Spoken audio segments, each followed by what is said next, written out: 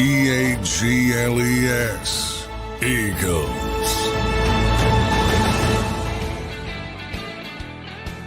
Welcome in, everybody, to Birds 365. It's a victory Monday, everybody. The Eagles get the win yesterday in a big way, 37-17.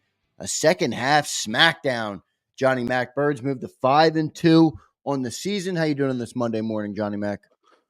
It's all good. The sun is out. I think it hasn't rained in a month. So, everything's sunny in Philadelphia again. Wonderful. Let's get the bipolar started.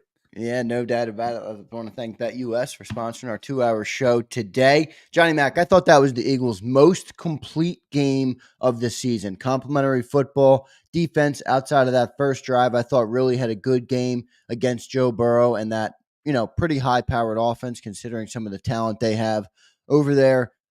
Defense showed up. Offense showed up. Jalen Hurts showed up. I thought it was the most complete game. What say you?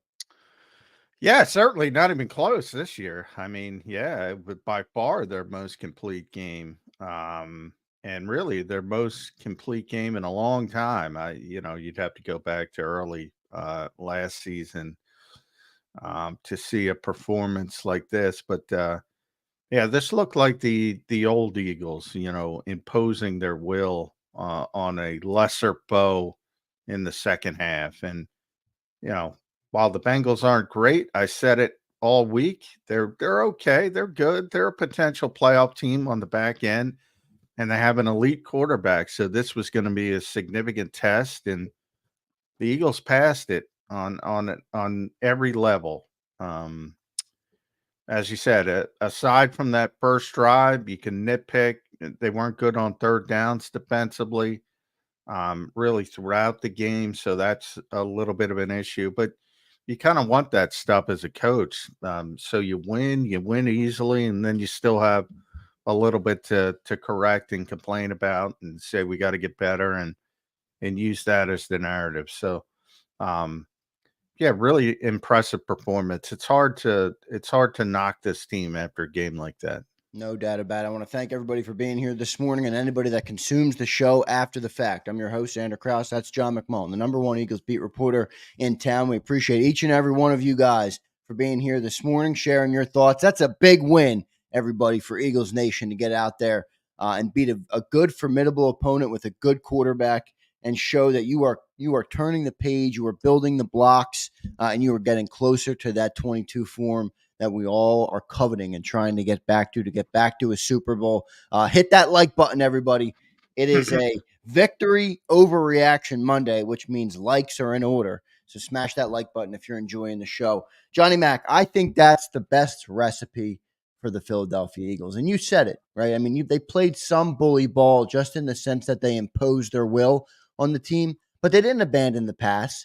As you mentioned, in the third quarter, the pass is what really gave the Eagles the big lead in that football game. But it felt to me like a balanced attack. Jalen Hurts was as efficient. It's funny, John. I said it on the post game show.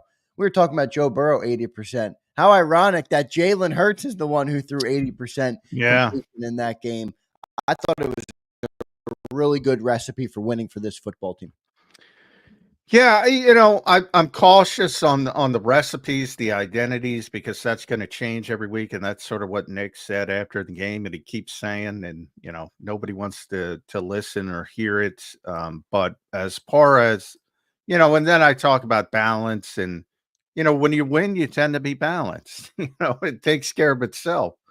So that has to do with playing well. I'm not concerned about number of throws, number of runs, because that stuff is again week to week, depending on the personality of the game. And each game has a different personality.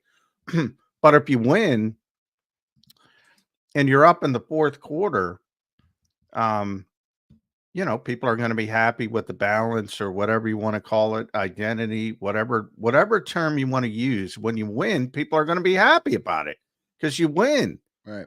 And this is the second consecutive week. Think about this.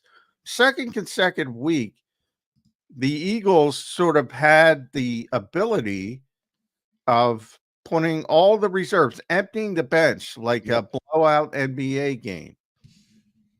They didn't even do that much in the 2022 season, if you think about it. In fact, one of the criticisms of the Eagles at the time was not getting some of the younger defenders sometimes in games that were maybe um, in hand, and that cost them the next season when they moved on from certain players.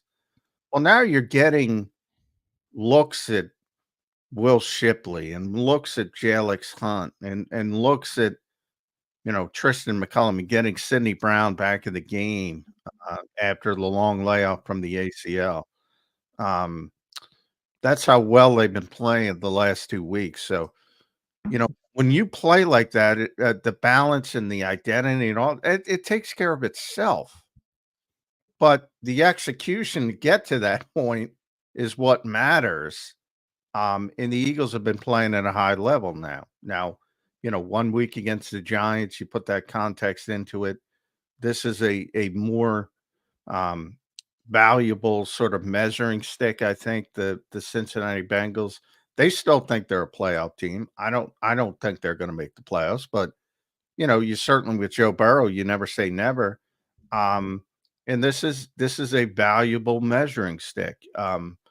Jacksonville next week, they should beat that team. So you're going to have a different sort of thought process. If they play poorly in that game, and even if they win, you're sort of back to Cleveland. Like, what are you doing playing down to your opponent? Things like that. Um, so it's really hard to be consistent in this league, but for 1 week, the Eagles look great. Yeah, no doubt about it. And they're stacking. I think, the last 3 weeks have been positive signs. Not everything was perfect, but 3 weeks of turnover-free football from Jalen Hurts, John. He's the elite quarterback, or the quarterback of this team. He was elite yesterday, that's for damn sure.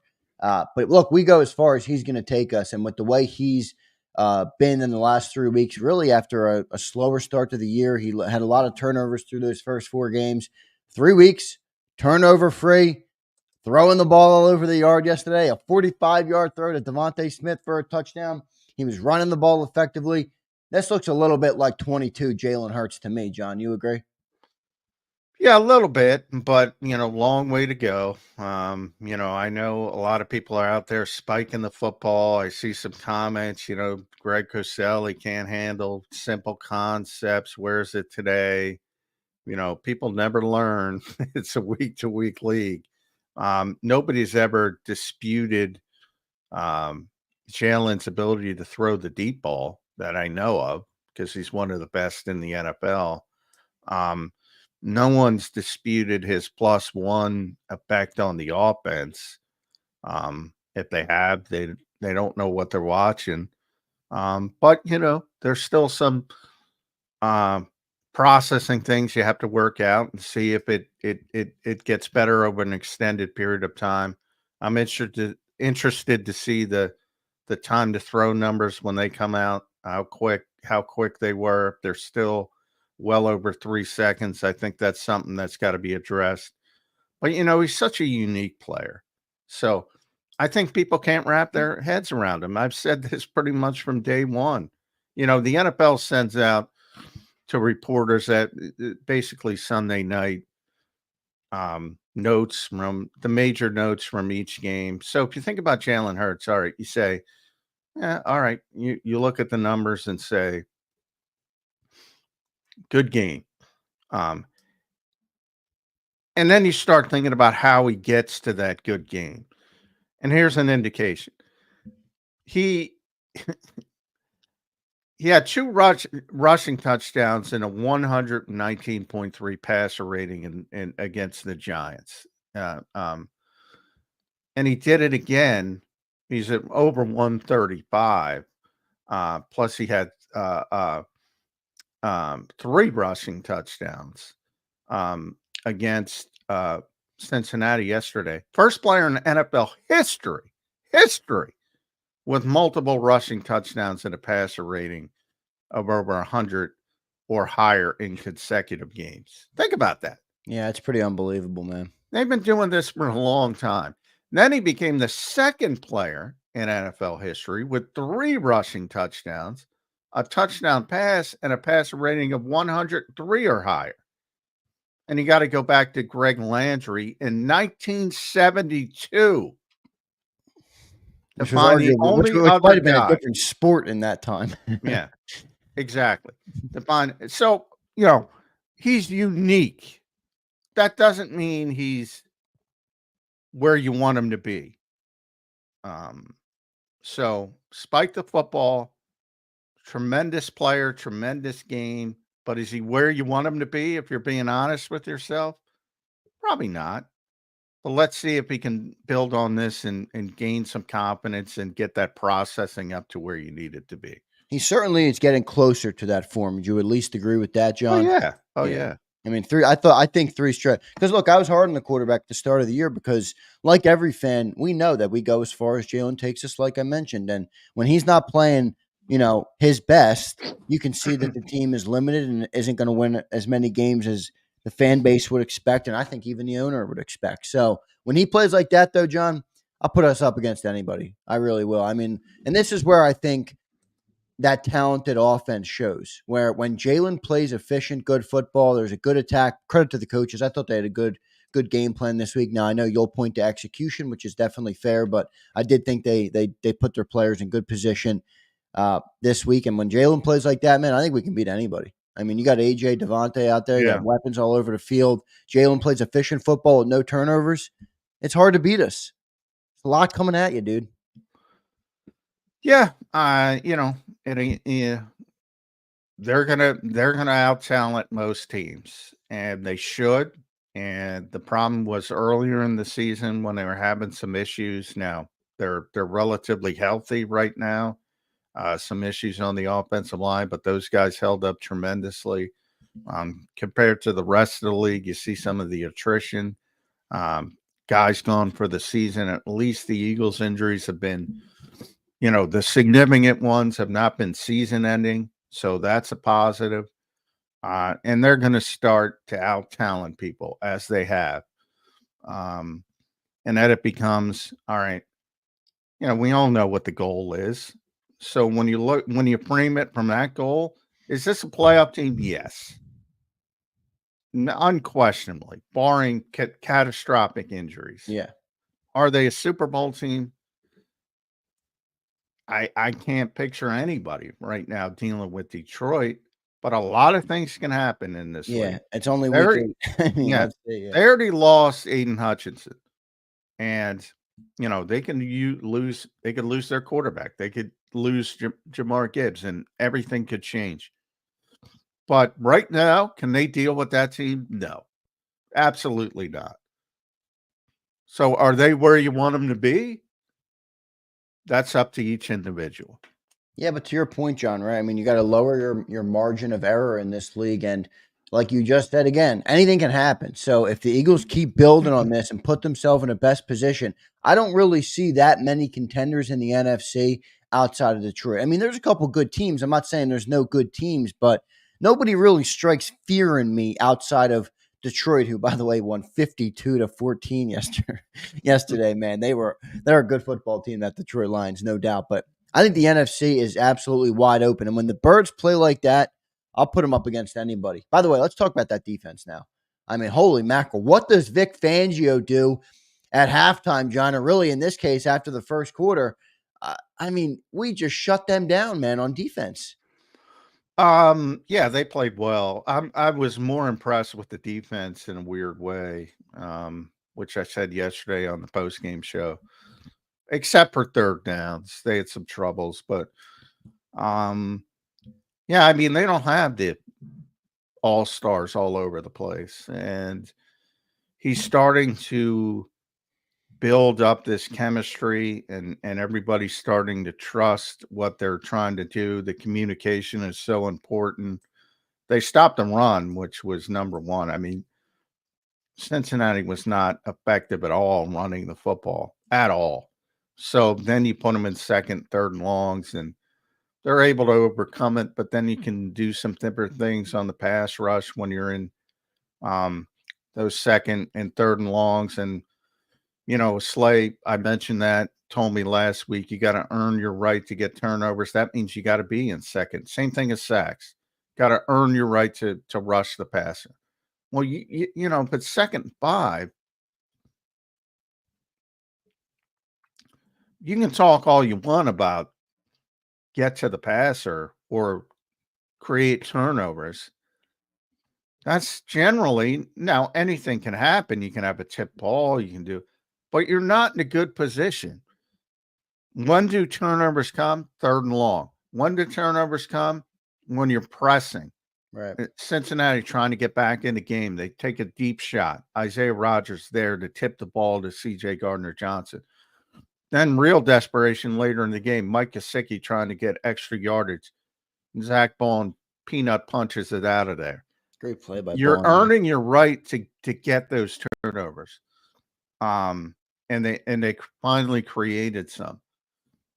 Just really impressive performance from the defense, which is getting better and better and better. Even though people will point to some of the disappointments. I mean, I don't know. I'm in the who cares category. I don't care how many reps people get. Are you effective defensively? And recently, the Eagles have been very effective defensively. No doubt. All those young guys really stepping up. Let's go to Cooper DeJean, John.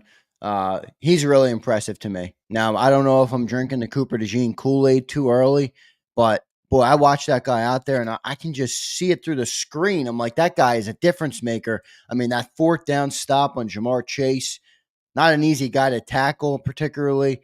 He made it look easy, that's for sure. I think he's a really special player. He had a chance at a pick yesterday, dropped it. Him and Quignon both coming close on their interceptions, but really impressive from Cooper DeJean, from my opinion. What did you see from Cooper? Yeah, he's been great. I mean, he's the splashy change they've made at the bye week, and everybody sees it, and everybody sees how athletic he is. And all of that is true. I'm a little surprised that he's been as good in coverage as he's been. Now he made the mistake on that 3rd and 22 that enabled Cincinnati to extend the drive. I think Gesicki caught it for like 24 yards. Burrow extend and play. I really thought that was more of a Burrow magic than anything. But yeah, well, it was, but he was the guy who peeled off Gesicki or I don't even know if it was Gesicki, but he was the guy who sort of chased Burrow, and probably should have stayed in coverage. But when you talk about how he's played overall, really impressive, really impressive. And we showed it in that final preseason game that he has the athleticism to make a difference off the slot when it comes to run blitzes, which Vic wants to do. Same thing, obviously, the rare times he does blitz, he's got that ability. And he's learning. He didn't play much inside at Iowa, so he's learning the position. I'm surprised more people haven't tried to take advantage of that, but he's so athletic, it's tough to take advantage of it. No doubt, John. How about that defensive line yesterday? What'd you see? Did anybody stick out to you? I still say this, not to be negative here, but I do think Bryce Huff is still struggling. I don't see it yet from him as a $17 million, 10-plus sack a year guy. I don't know if he's just kind of hidden in a game like that, but I thought overall the defensive line had a good game. They moved Joe off his spot. They didn't really get the sacks, but I don't really care because it did feel like Joe was uncomfortable at times back there. What'd you see from the D-line yesterday? Yeah, the ball was coming out. And so, when you have a smart quarterback, you're not going to get sacks, Right. Typically. Unless they're, trying to hold on to the ball late in the game and they didn't get sacks. But who cares? I mean, they held the Cincinnati Bengals to under 300 yards. Again, that's maybe there's so many overrated statistics in football, but maybe sacks are the most overrated. I just don't care about him. I just don't. All comes from Chris Long. He's like, and Chris Long is a pass rusher, and he was the one who told me, look, Right. sometimes it's not even your sack. It's like You get pressure up the middle. He was talking about Fletch at the time, and you run right into one. It's like, great, you get a sack. Now, the difficulty that the NFL and the NFL is dumb in that regard is they pay guys who get sacks. Now, there's certain guys, obviously, TJ Watt, Myles Garrett, on and on, Nick Bosa. Those guys get such consistent pressure that they're going to get a lot of sacks no matter what. But you see that. You see that. For the Eagles, they don't have that type of player. They never did. They were never going to have that type of player. It would be nice to have that type of player. But you can get by with what they have, and they're getting by well with what they have. No doubt about it. Got 2 super chats we'll read before we get to our man, Jeff Kerr. And speaking of Jeff Kerr, I want to give a shout out to him right now because I'm going to read these stats to you, John. And he just tweeted this up, and Jeff is one of the best in the business at doing this. Jalen Hurts, a lot of criticism for the middle of the field in the last couple of weeks, from me included.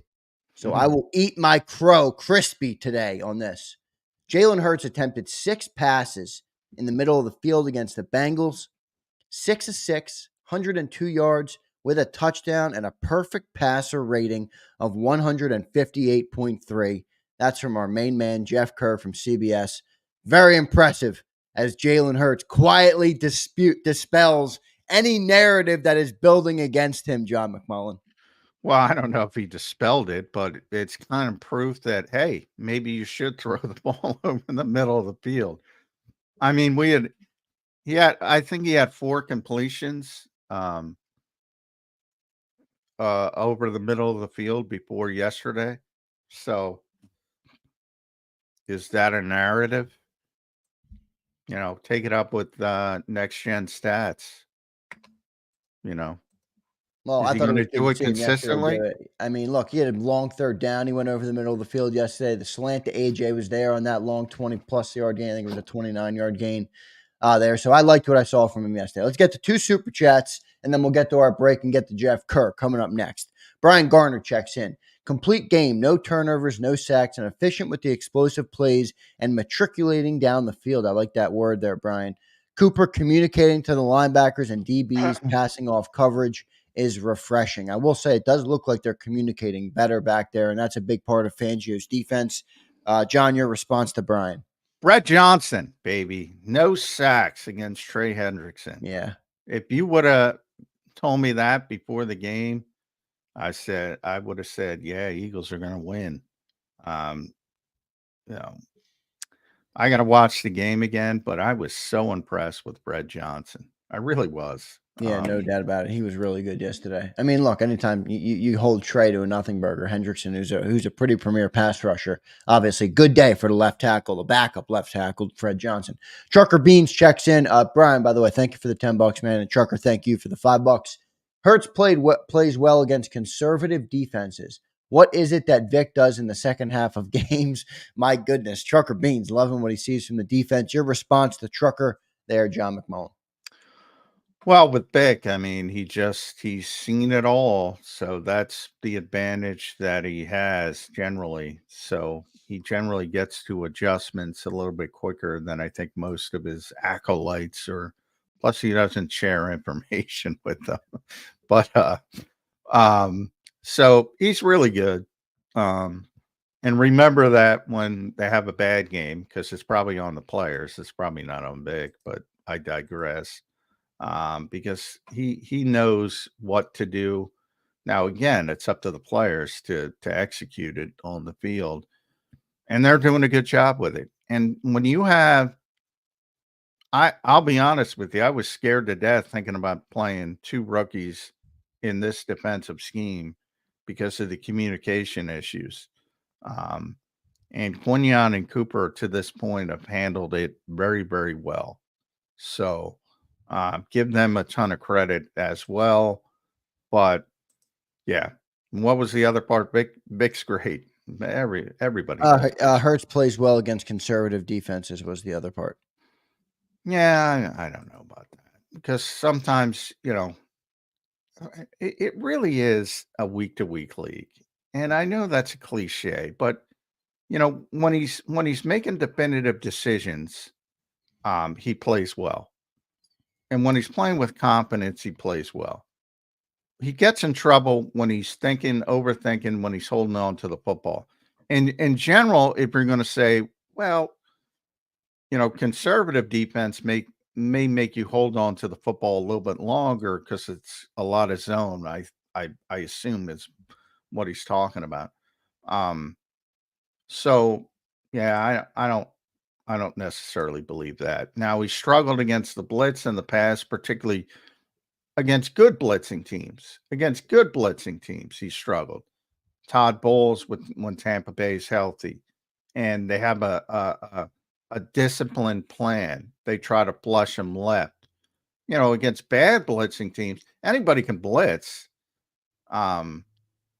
Week 2 against Minnesota with Flores, when he was just trying to get that team up to speed, they were a bad blitzing team, and he ate them for lunch. So it depends, and usually it depends on, all right, well, if you have a good defense, you're going to struggle more than you have a bad defense, which is common sense. No doubt. Good day yesterday for the Birds. They moved to 5-2 on the year and really finding some rhythm. 3 straight games, no turnovers for the quarterback. He's shown up in a big way. Looked really good yesterday, so great stuff. Let's get to our commercial break. Jeff Kerr from CBS Sports coming up next here on Birds 365. I want to thank everybody for being here this morning. Got a lot of people in the chat. Appreciate all of you guys. Hit that like button this morning. Big win for our Philadelphia Eagles yesterday. Let's get to our commercial break. Before I do that, let me tell you about the great people at BetUS. Go check out BetUS. Everybody, you see I put on the screen there the promo code. Use that promo code YouTube150 when you're looking to bet on the NFL or any sporting event out there. Gives you 150% sign-up bonus on your very first deposit, and you get 125% on your second and third deposit. So go to betus.com.pa. That's betus.com.pa. They have the fastest payouts in the industry. 24/7 customer support, and they'll even give you your own custom account manager. So go check out BetUS today, and big thanks to them for sponsoring the show today. We'll be back in 3 minutes on Birds 365. If you missed any of today's show on the JAKIB Media channel, listen to the podcast on your way home. Available on YouTube, Apple, and Spotify. He's blocked well and tries to cut through the middle. Oh! Your gut says Miami is going to win, and you should take the over. Your gut also said your NFT selfies would only go up in value. They didn't. But your head is on Sports Grid and knows the QB is in concussion protocol. The backup has a 45 QBR against the zone coverage. The New York D has the most sacks in the league. So yeah, trust your head. It's smarter to be on Sports Grid.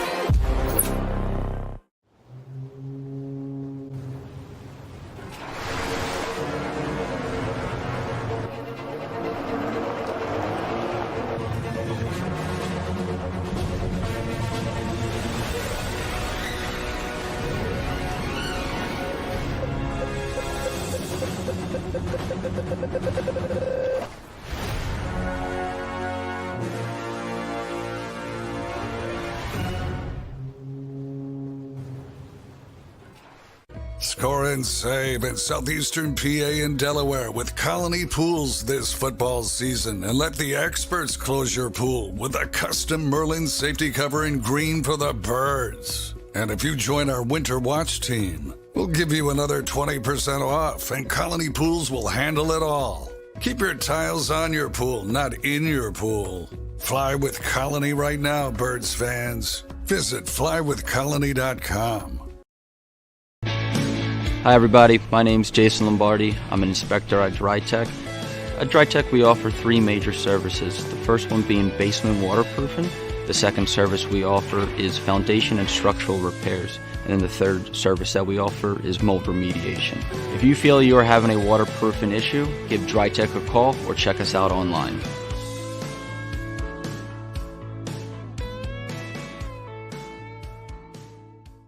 Heading down the shore, have a ball once more. Here, imaginations run wild and time stands still. Because here, you can find the best of the Jersey Shore, all on one 5-mile island. So leave the old you behind and get lost in the woods. Wild, wild, wildwood days. Plan your stay in the Wildwoods today. EAGLES, Eagles.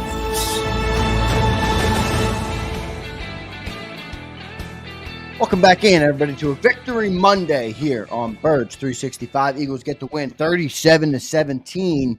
Who's counting 27-7 in the second half? Joined now by Jeff Kerr from CBS Sports. Jeff, welcome to the show, man. How you doing on this overreaction Monday?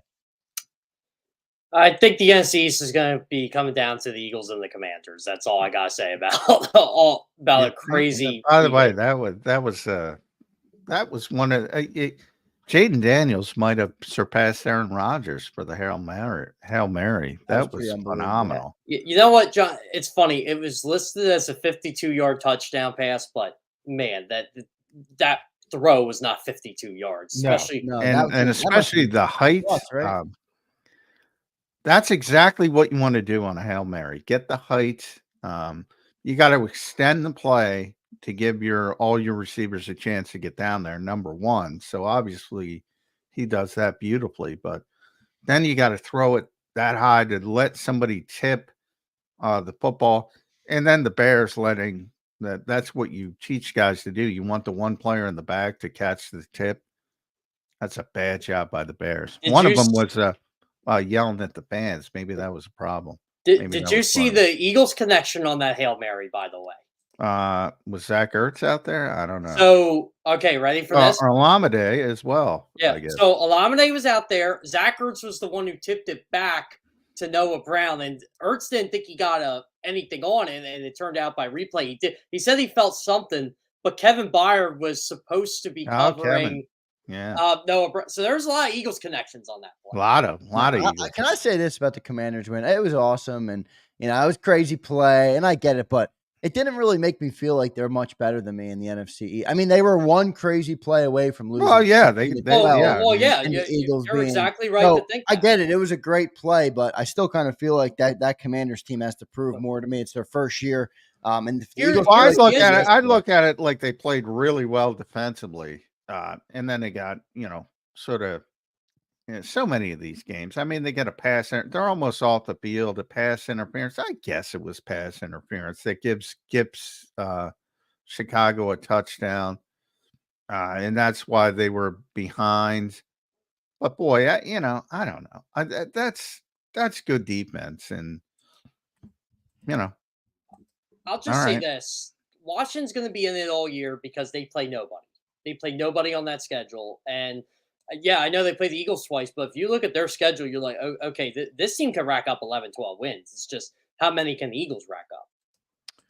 Yeah, well, the Eagles are taking advantage of a light portion of their schedule right now. Yep.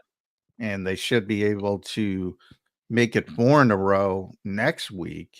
So where are you on the bipolar meter, Jeff Kerr? Back to the Super Bowl? Or, where are you with this team? I said on CBS Philly yesterday, Don and Pat looked like they were going to blow their gasket when I said, well, the Eagles are going to win today and they're going to be 7-2 when they play Washington. They're like, you're already thinking ahead. I said, yeah, because I thought yesterday was the game that, look, I was convinced Dallas wasn't good. Last night fueled that conviction more than anything. And I really think this team is on a run right now. That was their best football game they played all year. That might have been Jalen Hurts' best football game as an Eagle. Boy. As an Eagle? I'm not going to go that far. I can't say that. I think it was better in the Super Bowl than that, but nobody. He didn't turn the football over yesterday. Yeah, but still, he wasn't nearly as dynamic as he was. 9 for 9. I can't go that far. 9 for 9, 150 yards in the second half, though. Well, Jeff, what'd you think of the formula? Because last week we had you on, and I was the crazy man chanting ground and pound, and I understand the limitations of that. But what I saw yesterday, and maybe I'm wrong, you tell me, I saw a balanced attack. They used the passing game in the second half to build that lead.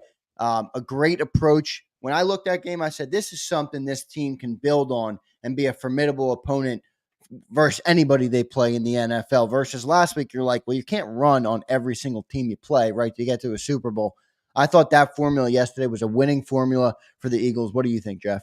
I mean, they did use the pass to set up the run yesterday, but yeah, it was a very balanced attack. But as you saw, Zander, when they got the 10-point lead, it was okay. Now we're going to ground and pound. That's what most good football teams do. And that's when you saw Saquon Barkley take over the game. You saw a little bit of Kenny Gainwell. Boy, I'm feeling for Will Shipley. I thought he had his first touchdown yesterday. Nick Gates, my boy Nick Gates gets out for the hold. Yeah. Like that was a hold, though. Yeah, it was. Yeah. Now the Tyler Steen hold was not a hold. I didn't think it was a hold, and I got slammed on Twitter because they said Tyler Steen had 2 crucial penalties in the first half. I'm like, I hear that too, because I was impressed with the offensive line, and that's what I don't know who brought it up. It might have been you guys, Dan and Zander. I don't know, or somebody else. So I'm like, but both of them were bullshit calls. So like, I'm not going to blame the guy. Like, he's not going to get yelled at. Like, that's the league. And that's the way the Eagles teach it. Push the guy after the play. Hey, how about blowing a whistle and blowing a play dead like they used to do? Yeah, you know, John, this is what I always say, like when I'm tweeting during the game. People do the most knee-jerk reactions. I'm just going by what the game book is telling me. Exactly. Not what I actually feel what the play is. I agreed with all of them. Like, well, it's not a hole, but they're like, oh, you don't know anything. I'm like, there's nothing about that. It's what does the stat tell you? You want the stat to go in your favor all the time. It doesn't work like that. Yeah, Well, I'm just talking about how the coaches will approach the correction. Like, they're not going to correct Tyler Steen because somebody blew a call. Tyler Steen had a great game yesterday. Yeah. And both backup offensive linemen did. Yeah. Fred was Fred Johnson allowed 1 pressure yesterday. I never would have expected that. But of everything you talk about in the game, that was the least likely scenario. Yeah. Every single one. One pressure. Is that what that was, Jeff? Just 1 pressure? 1 pressure. So this is how funny the league works, right? So Fred Johnson was 168th out of 168 in pressure rate allowed per drop back going in yesterday at 21.3%. He dropped it to 18.4 and actually moved down the rankings because more people are now qualified, and he's still dead last by a wide margin. But he played great yesterday. He really did. Versus really a good edge rusher in Trey Hendrickson. I mean, he took him out of the game. Trey didn't make a play. He didn't make any play. I didn't hear his name at all, except for when he jumped the pile in the tush push, which I don't even think ultimately. I don't even know if that worked. Nor did Sam Hubbard. Like, Cincinnati's pass rush was non-existent yesterday. Yeah, Sam's not having a good year in general, but Trey is. Yeah, that was Trey's top 5 in the league right now. Yeah, I mean, that was a mismatch on paper. Let's just be careful. I mean, everybody can play in the NFL, and if somebody's got if somebody's having a good day and somebody's having a bad day, who knows? Maybe Trey Hendrickson woke up with a cold. I don't know. Yeah. Maybe he's fighting with his wife. I don't know. But it could be a million different things. Take those excuses and chuck them out the window. Good day for Fred Johnson. No, I'm saying Fred Johnson owned him on this particular day. That's what I'm trying to say. And the power of motivation, especially in football, goes a long way. I mean, John, you and I talked to Fred last week. I've talked to Fred plenty of times. Fred, the number one thing he always said, I remember asking him, like, so what have you learned over the last couple of years from what you learned in Cincinnati? He goes, everything I did in Cincinnati, just don't do. And, he smiled about it. Yeah. I laughed about it. It's one of those things where, because you knew how bad he was in Cincinnati, but, he had to have the feeling like, I'm going to prove. Yeah, and then he's motivated, right? Going back to Cincinnati to prove, some things to them and himself. I mean, there's so many things that factor into it. But if you play Trey Hendrickson against Fred Johnson what I'm trying to say, if you do that 17 consecutive weeks, it's probably not going to go well for Fred. But on this day, he beat the what off him. And you know what, John? This is what's crazy about the whole thing. If Mekhi Becton was healthy, this week, he's probably the left tackle against Trey Henderson, and Fred Johnson doesn't get this opportunity. Yeah. I don't know if they were going to make that change. I had thought about that. And on the short run, but I think after last week in the now I Giants, don't think they're going to. no. Well, I think after the Giants game, though, I think they said, all right, we'll keep it going because they were having success. But yeah, I thought originally if it were a long-term absence for Jordan Mailata, eventually they would move Becton out there. I don't think that's the case anymore. It doesn't get any easier for Fred Johnson next week either. No. But again, that can change. Everything can change from week to week. Yeah. Yeah. Oh, Yeah. John, I don't know if you were paying attention to too much stuff around the league yesterday with post-game stuff for the Eagles, but did you see who Josh Allen threw his first interception to yesterday of the season? Was it Josh Jobe? It was. Wow. Well, I know you said Seattle, so I was going, yeah, Josh. Yeah, Josh is playing a lot out there. I don't know who got hurt, but well, Reek Woolen was back yesterday. I'm trying to think. There was somebody out for Seattle yesterday, but Reek Woolen was out a couple weeks and he came back, and Josh Jobe was filling in for him. Josh Jobe, yeah. Good special teams player. Did not cover well here. So glad he's doing better out in Seattle. You go to Mike McDonald, all of a sudden you know how to play football. Yeah. Well, that scheme matters. Like everybody talks about Kyle Hamilton. I'm not sure you want Kyle Hamilton in this scheme because you're not going to use him like Kyle Hamilton. I thought Kyle Hamilton lost the game for Baltimore yesterday. He did. Well, he actually had him in the game. Then he lost the game because he was making every play. How about that? The only good Browns beat the Ravens. So, you know what's funny about that game? When Lamar was doing his heroics on the last play, and he was so upset, everybody goes, why is he so upset? It was basically a Hail Mary. I'm like, if you look, Zay Flowers tripped. Zay Flowers was open. Yeah. And I thought Lamar was upset at two things. One, obviously Zay Flowers tripping because he had him. And two, if you do the still shot, there is no one within like 50 yards of Lamar. He might have been able to run that in. Yeah, I mean this league is so even. And I think that frustrates people because the assumption is that you can take week to week. Like San Francisco Dallas. I'm like, this game's over. I turned off the TV. I'm like, I'm done with this. I'm sick of watching this. And then I wake up this morning and Dallas had a chance to win the game with 3 minutes left. Yeah, you know what, John?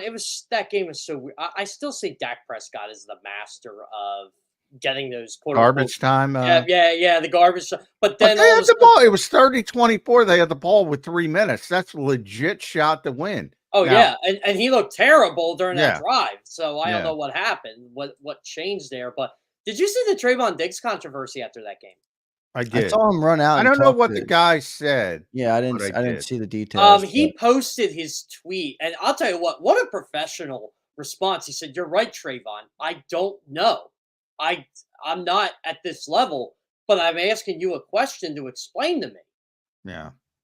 You know, that's that whole honestly, Trayvon Diggs is part of the biggest problem with everything today. I know more than you, so I don't need an explanation. Yeah, I agree, Jeff. Jeff, let me ask you about the quarterback yesterday, man. I know you mentioned it already, said maybe his best game as an Eagle. I don't want to go that far, but I will say this, because I've been hard on him when he played bad. I thought he was elite yesterday, and he played really, really well. And if he plays like that week in and week out, he's got to keep stacking bricks. It's only week 8. You can't win a Super Bowl in October, but I think this team could be a Super Bowl team if he plays like that. Is that an overreaction on this Monday, or do you agree?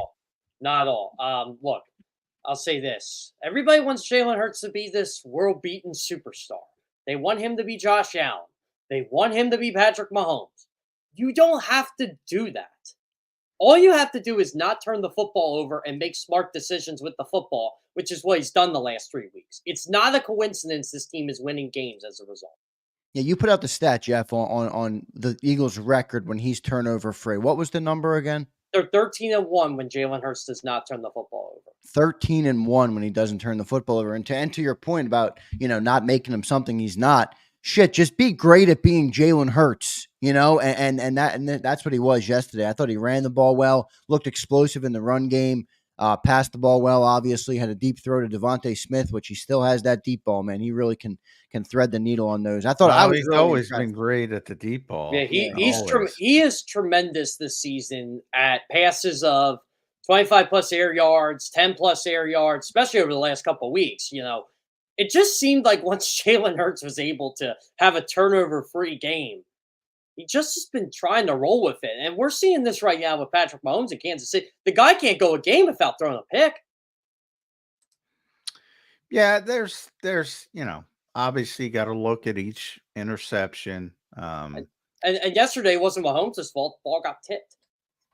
Exactly. So, I mean, some of them, his interceptions against Green Bay in the opener were egregious. All of them. Yeah. Just Week terrible 1. Decisions. Yeah, week 1 of the season too. Yeah. So and sometimes it's a tip ball, sometimes it's a receiver not corralling a good pass. So you have to look at each one individually, and there's a randomness to it which frustrates people. And the Eagles finally got some turnovers. And it's funny because I was talking to Slay about it last week, and he said, the same thing you say with pass rushers. You got to earn your right to rush the passer, meaning you don't rush the passer well at 2nd and 3 or 3rd and 2. You rush the passer well when it's 3rd and 13 and you can pin your ears back. Same thing with turnovers. If it's 2nd and 3 all the time, you're not going to turn the football over unless, somebody fumbles, it's an unforced error, whatever. There's some randomness to it, as I said, but all of a sudden they have Cincinnati in desperation mode. Joe Burrow's taking a shot down the field. You tip it, interception. Mike Gesicki's trying to get extra yardage, fumble, punch it out. You earn your right to get turnovers.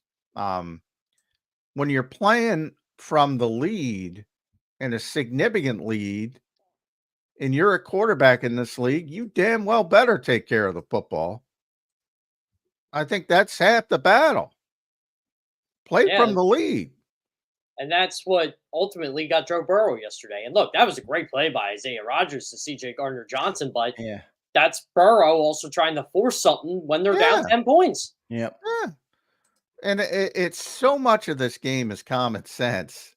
So when you have success and when you look, if you're down 10 points and there's 6 minutes left in the game, you're more susceptible to throwing an interception than you are if you're up 2 scores and you're trying to close out the game.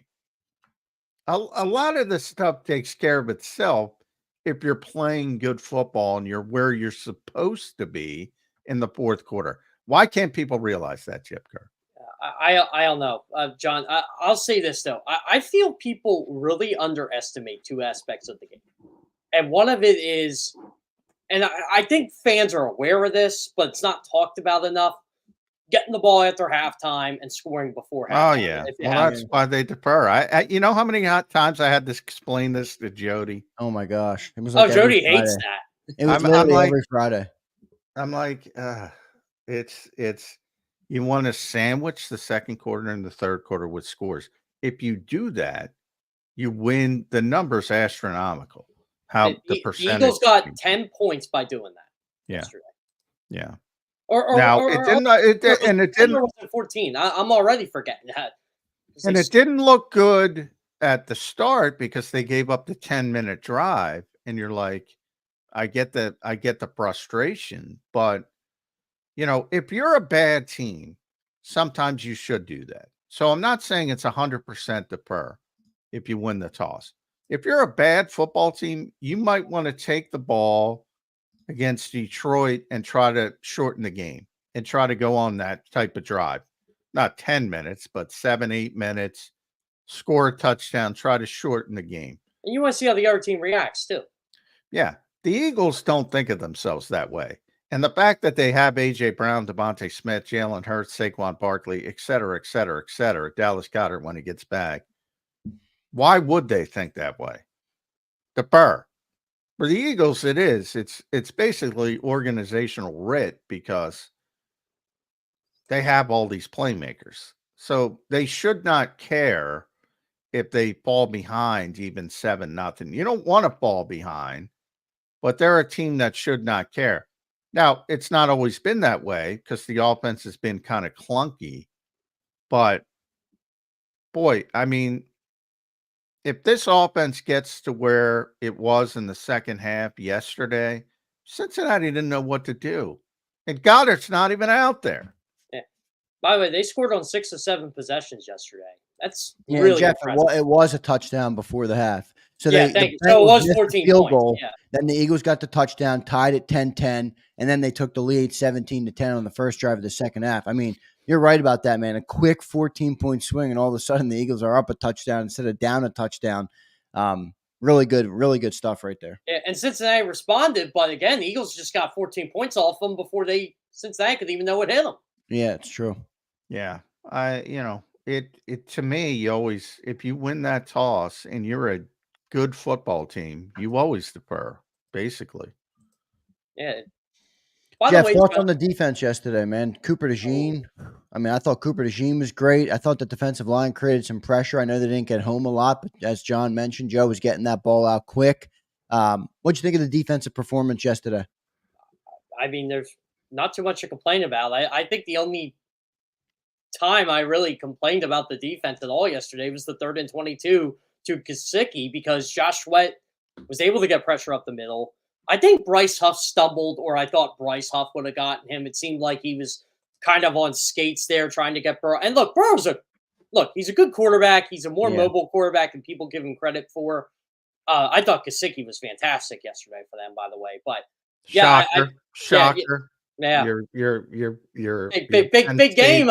Well, Joe Burrow likes him. That's what I'm told anyway. No, well, he's athletic, man. He's still athletic. He's got more of great a hands. receiver That one than catch with the one hand was really a nice catch. They were using him more as like a third receiver than a real tight end. Yeah, they were is talking maybe about his role. So Cincinnati really likes Jermaine Burton too, and Andre Isavas, and they like him. Like, it's very weird because when you look at Cincinnati, you're like, how is this team 3-5?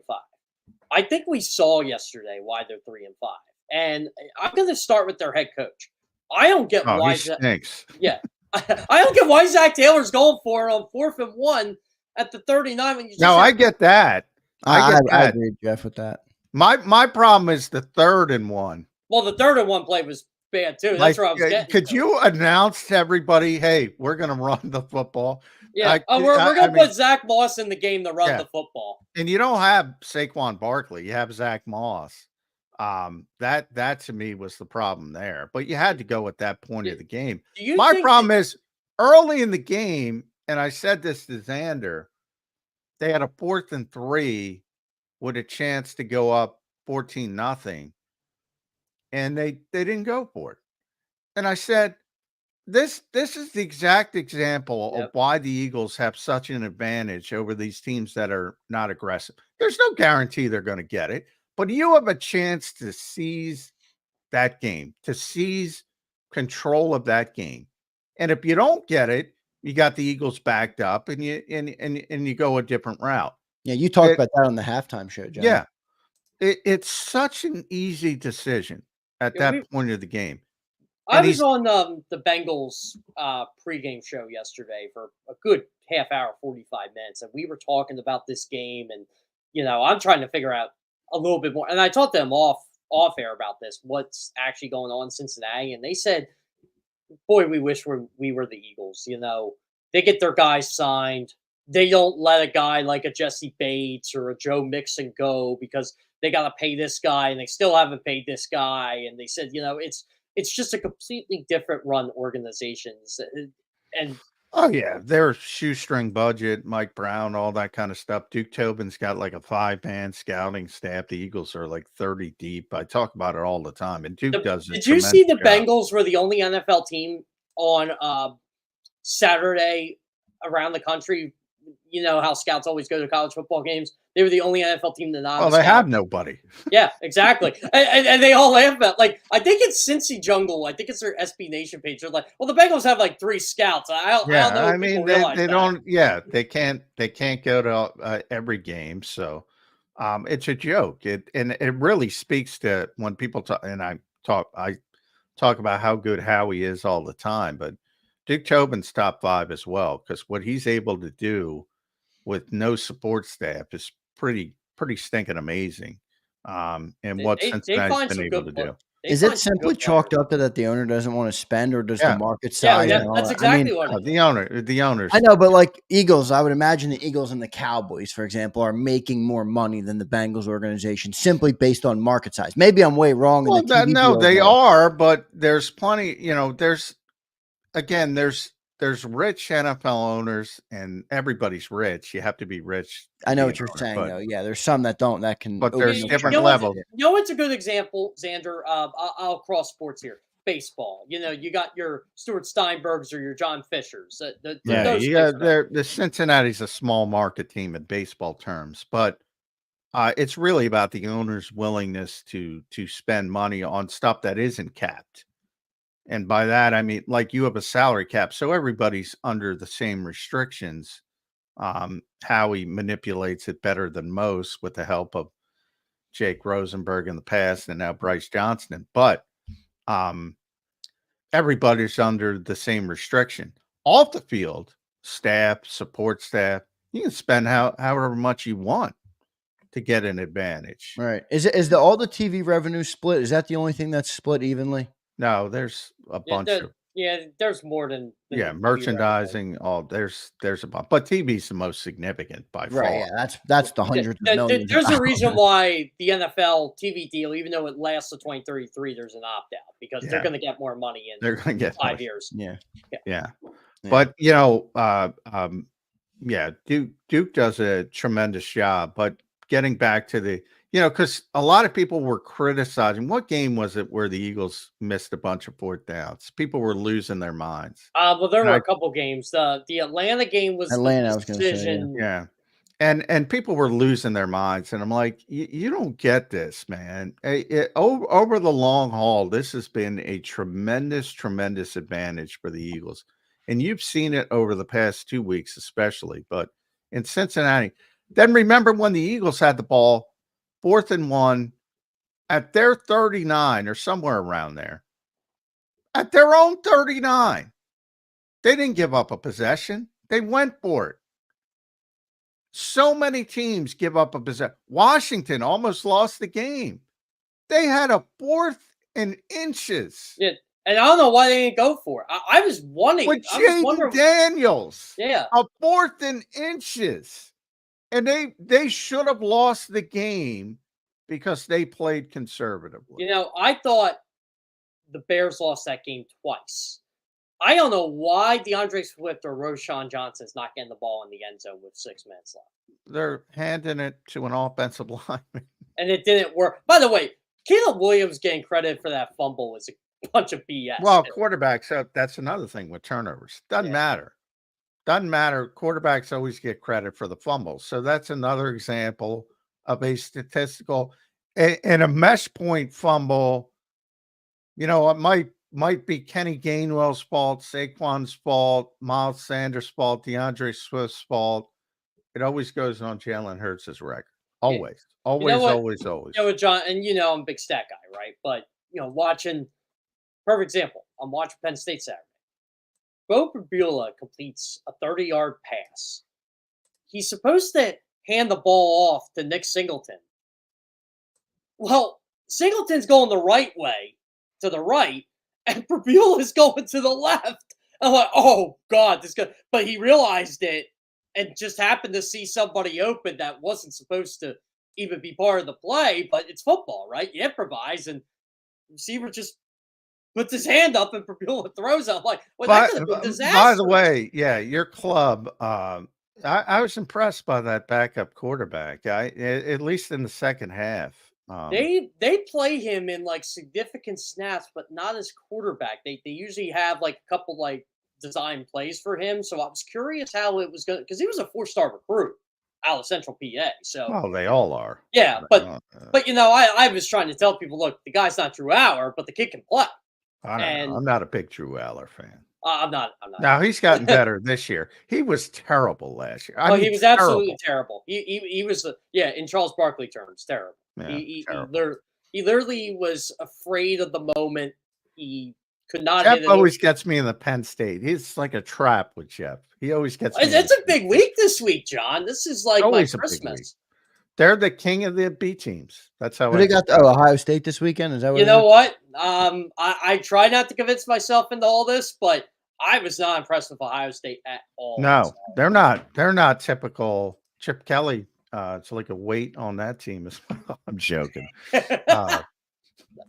Yeah, they're not as good as they typically are. Hey, it's all there for Penn State, man. They got to take It advantage. really is. Even if they lose Saturday, it's all there for them.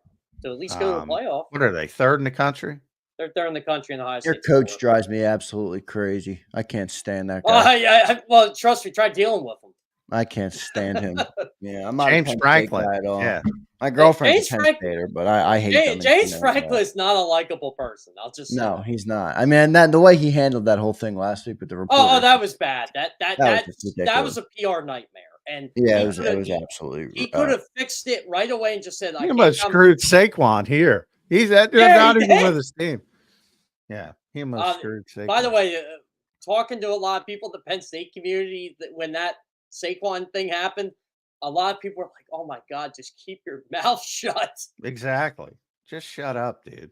I mean, like, I forget. Did the Eagles even get anything for that? No, They get they docked? didn't.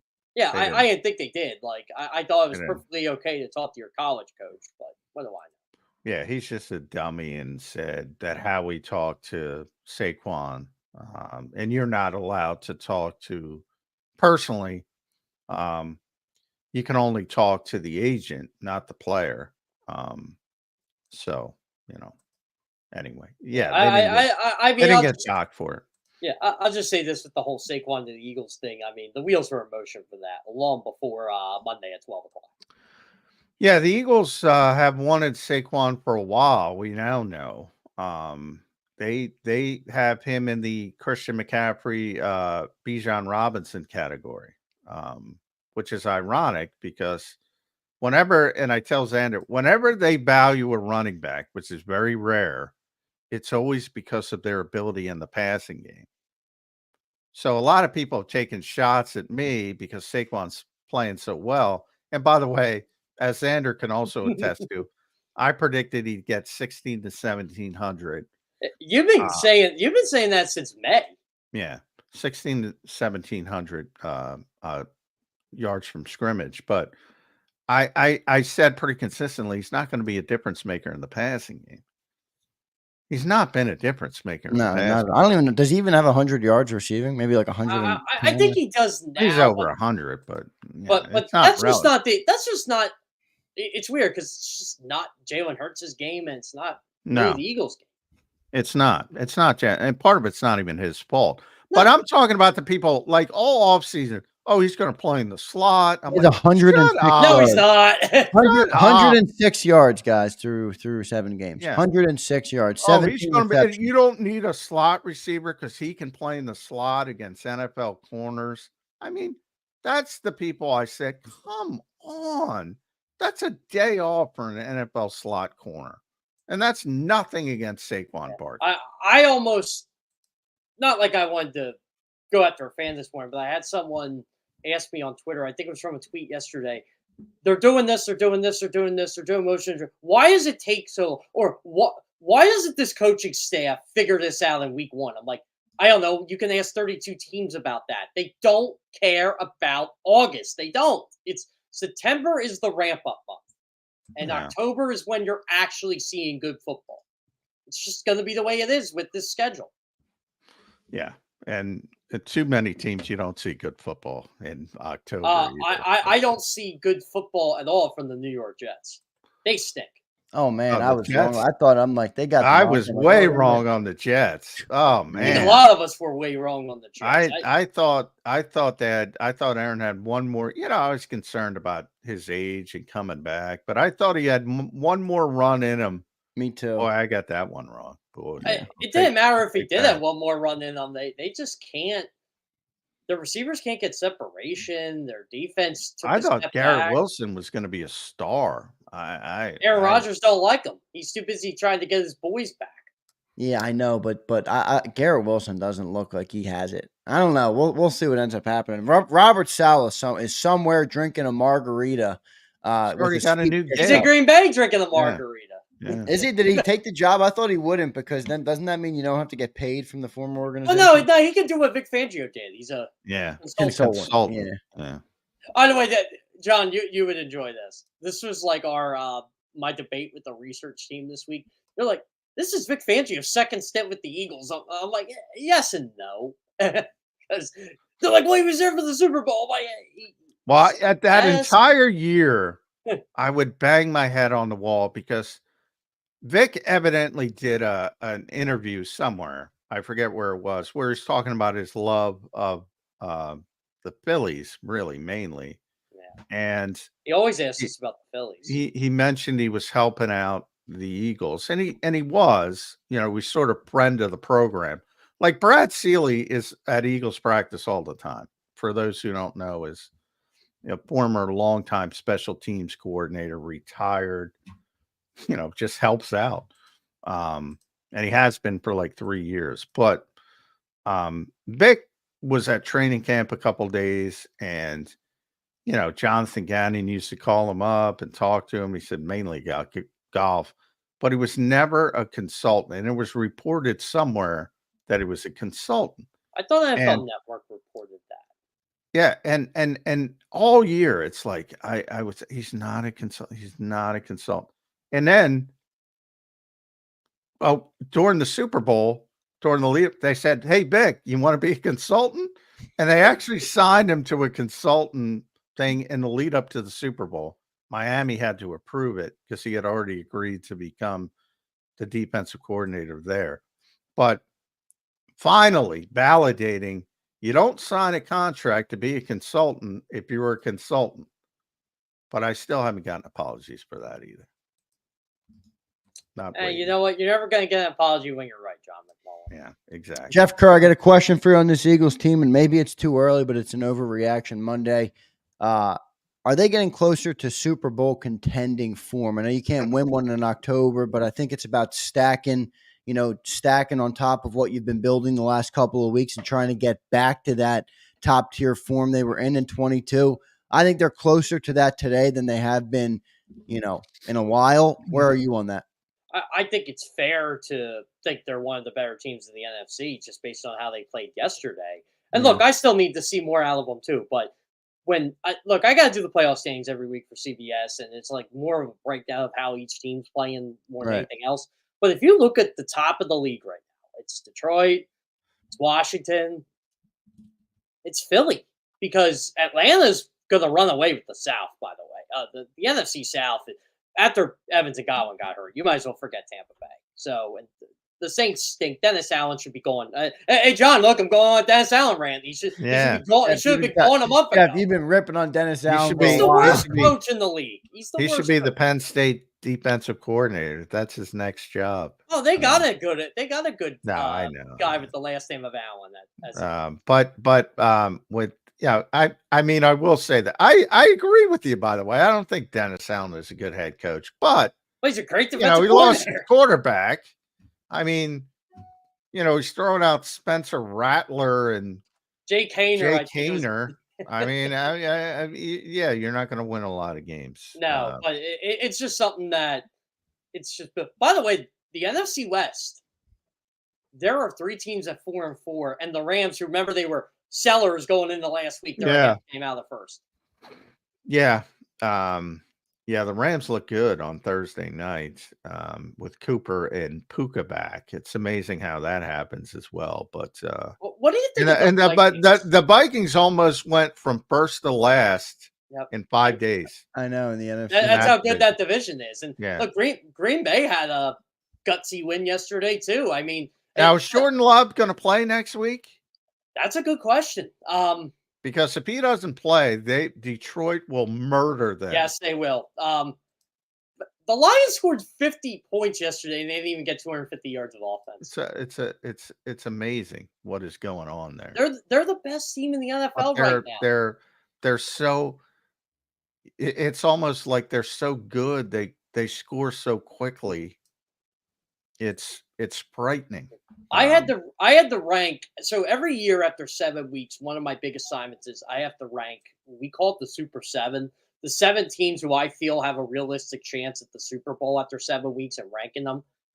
I put the Lions first, and I got so much backlash. You sure you want to do that? The Chiefs are on the field. I'm like, the Lions would beat the Chiefs right now easily. Oh my God! They just let me cook here. Like, and they're like, well, sure like if you're doing tiers of teams right now, tier 1 is Detroit, and nobody else is in tier 1.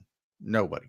Yeah, nobody else. Fair. What about the NFC? Kansas I City. don't see that many legitimate contenders in the NFC. Like, I know there's a lot of good records, but I mean, there's like 4 of them. I'm not ready to buy into the Commanders yet. I'm sorry, and the magical play doesn't move the needle for me. I don't blame you there. No, I don't blame you there. I don't blame you there either. It's Eagles, Lions, Packers. Who else? Seriously. Yeah, they're the 3. They're the 3, Zander. And look, I'm right now, if I'm being honest, I have Lions number 1. Yeah, I know Eagles fans are going to lose their minds, but I have Packers number 2, and I have Eagles number 3. And yes, I know the Packers beat the Eagles beat the Packers in Brazil.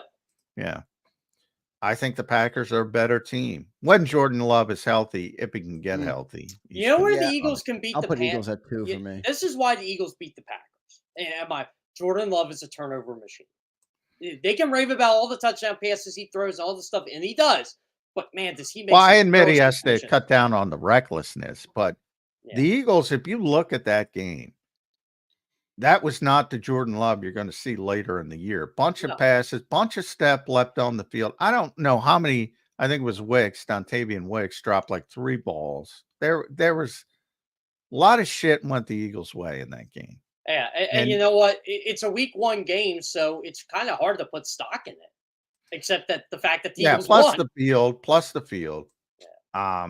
But that's where I think the Eagles need to go. There's 2 teams that would scare me as if I were an Eagles fan. There's 2 teams that I don't know if I can outscore, and it's Detroit and Green Bay.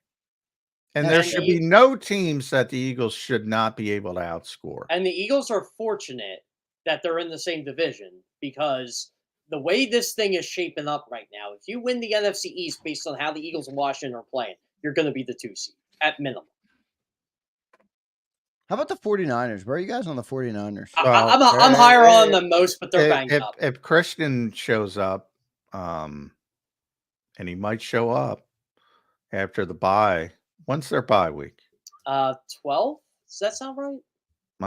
I'll look real quick. By the way, guys, they are a second half.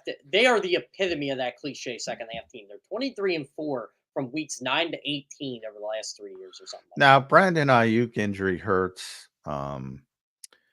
So George Kittle's still really, really good at football. Oh man, did you see the one pass play where he took it down to about the 2? Mm-hmm. And that it doesn't matter who they have. They lost Mason. That other kid's running the ball like a That was my guy in the draft, Isaac Correndo. And I was already high on the guy, and then he gets drafted by the 49ers. I'm like, well, every dynasty league in fantasy, I'm drafting that guy. Week 9 bye, so the Niners are on the bye right now after that. So they're on the bye now. Okay. I think I read last week McCaffrey might be back after the bye. By week 10, yeah. So that changes things dramatically. But yeah, they're like I would still the 49ers with McCaffrey, I would trust more than basically everybody but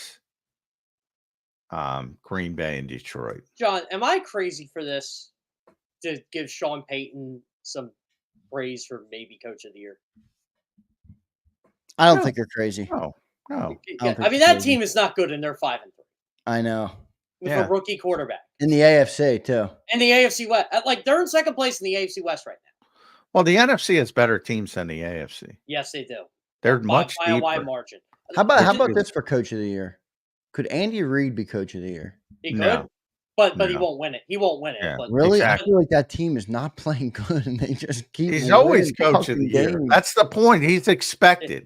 he's Right. he's You can't win the lifeline award. coach. You're I'm so talking right about that, the John, with award. awards. It's always about the dude who's not supposed to do Exactly. it. Yeah. Yeah. Exactly. Yeah, Andy it's like Reid's not manager of the winning. year.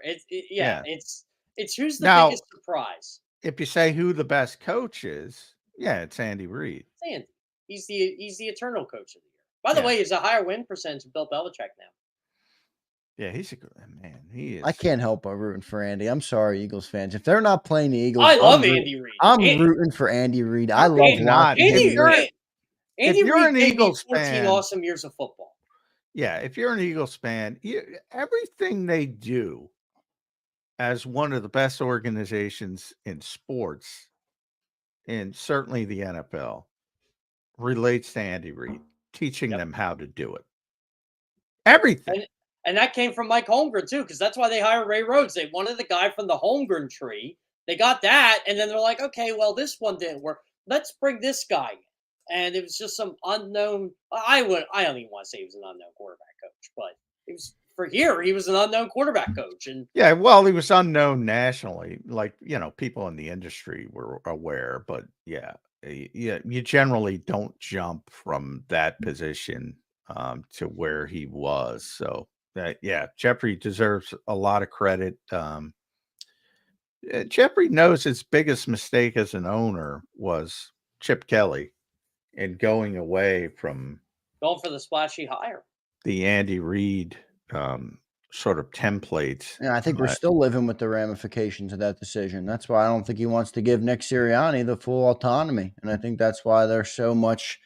I would agree with that. Input from the front office. I'm not even trying to say it in a negative way, but I think Jeffrey, was like, how he handles my money good, and I'm going to stick with that, and we're going to keep the philosophy because I ain't letting Chip Kelly or somebody like that come in here and fuck up my team again. I'm not kicking Howie Roseman back to the corner of the Nova. Yeah, no. But what was Well, that look, story? Howie's good at the money, man. And look, I can respect that. Jeffrey Lurie needs somebody to take care of the moolah, and Howie does a good job at that. I still tell like a lot of younger Eagles fans on Twitter when they think 2015 is like the worst season ever. I'm like, oh no, you had to be there for '98. You really did. Yeah, that you knew that team was going to be bad, and boy, did they live up to the expectation. I got to read about that season, Jeff. I got my Eagles encyclopedia from Ray Dinger. They averaged 10.1 points per game. Zander, if you want to watch a fun Eagles game that's just hilariously bad, Eagles-Lions 1998 at the Vet. The Lions were a good team that year, and somehow the Eagles won. And I still now don't... you guys have no idea. You're going back to '98. I mean, you. Well, my dad told me in the '70s they were gone. Oh my God! Yeah, you have no idea how bad this organization. Jeff, I'm going to go watch that at some point today. Eagles. It's on YouTube. I have NFL Plus too, so I'm sure it's on. They have a lot of log of games. I don't know if they go back that far, but I'll look. So 98, you said Eagles Lions. 98 Eagles. Just look it up. I mean, go back. You don't even have to go back to the '70s. The Mike McCormick era. I mean, they were Marion Campbell. They were. Zander, I had some fun last week because I knew the Eagles hadn't beaten the Bengals in like forever, and I remember being at this game. It was on Christmas Eve in 2000, and I rewatched it last week. Oh my God, I forgot how bad that game was. Like the Eagles needed to win to clinch a home wild card game, and they were coming off a bye week. By the way, if people remember, they used to have bye week. One team had a bye week every week, and the Eagles happened to have theirs in week 16. They signed Chris Warren. He fumbles the ball twice. A guy trips on the freaking home plate at the Vet, one of the chain gang. It was just a disaster, and they won. And everybody's like, there's no way this team's going to win a playoff game. They're not really that good. And what did they do the next week? They kicked the crap out of Tampa Bay.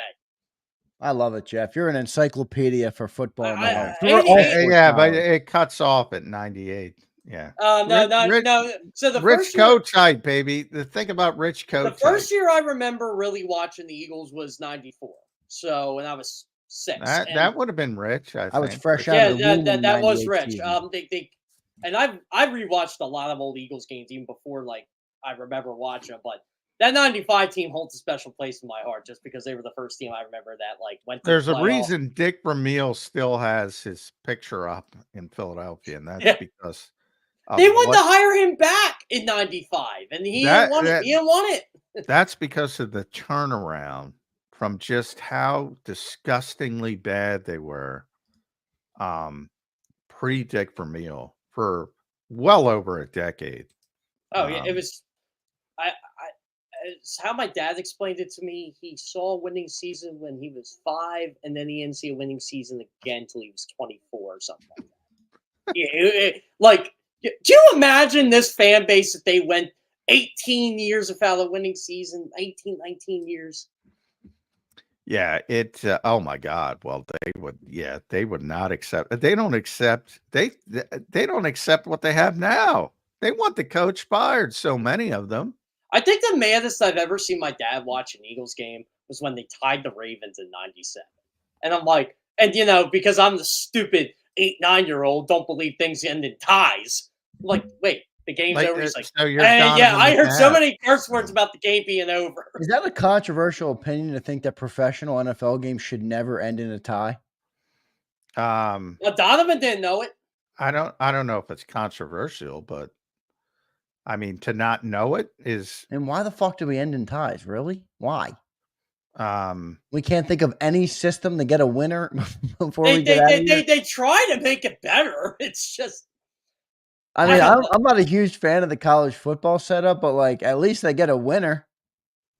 They've even improved their overtime because now you have to go for. By the way, Jeff, from 1960, which the Eagles won the championship, to 1978, no playoffs. Yeah, it's bad. And they're And no, they played in the playoff bowl one year, but that doesn't count. Fourth place, fifth place, fourth place, third place. That was a good season. When they went 5-8-1 in 73, they came in third place. 2-11-1, 6-7-1, 3-10-1, 4-9-1, 2-12, 6-7-1. That's the run you had. But I know fans don't like hearing about the Philly fans booing Santa Claus and throwing snowballs at Santa. My grandpa used to tell me that story all the time in '68. He said, you don't understand. That was a big, big thing when that happened because of the ramifications of that game. They lost the #1 pick because they were winning at halftime. The fans were frustrated because they thought they were going to go winless. They thought they were going to bottom out. It never happened. And then you just have a pathetic-looking Santa Claus come out on the field. They said it really was like their first national story since they won the championship. It was a big deal. Like, people don't like to hear it, but we're tired of hearing about it. That was like, be proud of that. I always say it. Just be proud of it. It's like part of your lore. So the Eagles have been around since 1933.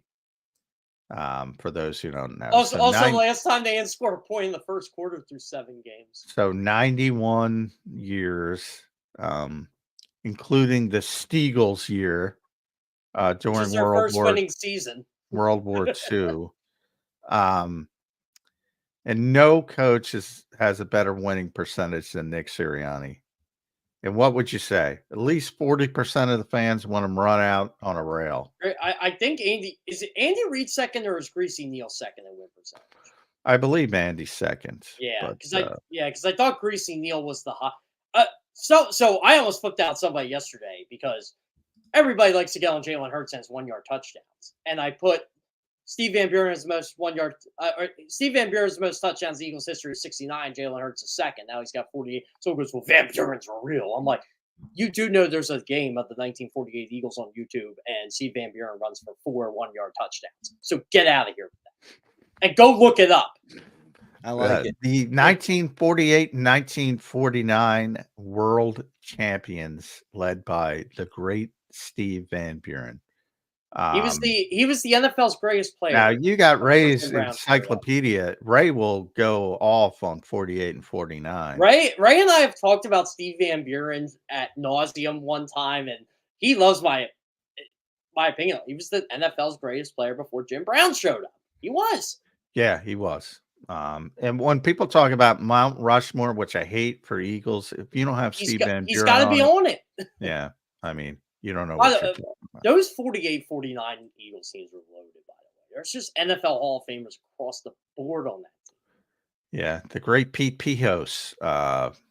Yeah, Greasy Neal, the coach. The problem with Greasy Neal, when Greasy Neal got here, he started like 2-8 and 2-9. That's what screwed him up as far as winning percentage. But he was a hell of a baseball player.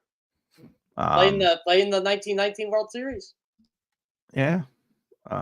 Boy, we've gone down a rabbit hole of Eagles you can go down the rabbit hole with Eagles history. But for those who don't know, pre Dick Vermeil, but certainly the difference of, when Andy got here in 1999. That's how this all started.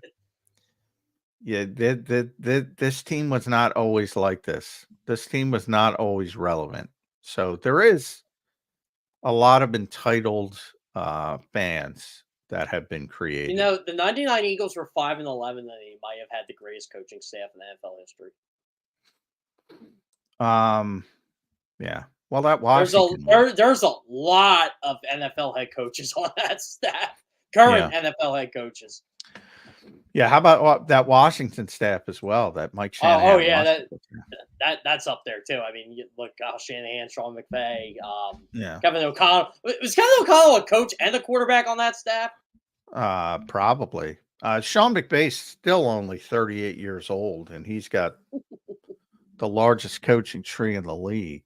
Tight ends coach for the second to Andy probably, but that's pretty impressive. When I was watching that Bengals game, you see like Sean McDermott, he's a scouting assistant. You see Harbaugh, you see Jim Johnson, who probably could have been an NFL head coach if he wanted to in that era.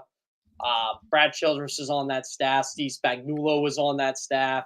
Yeah, you might have the greatest defensive coordinator of all time on your staff, and he wasn't even your defensive coordinator, but I digress. Yeah.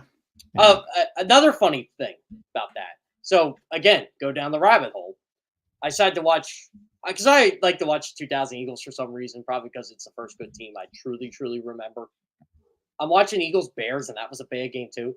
Clyde Simmons trying to sack Donovan McNabb.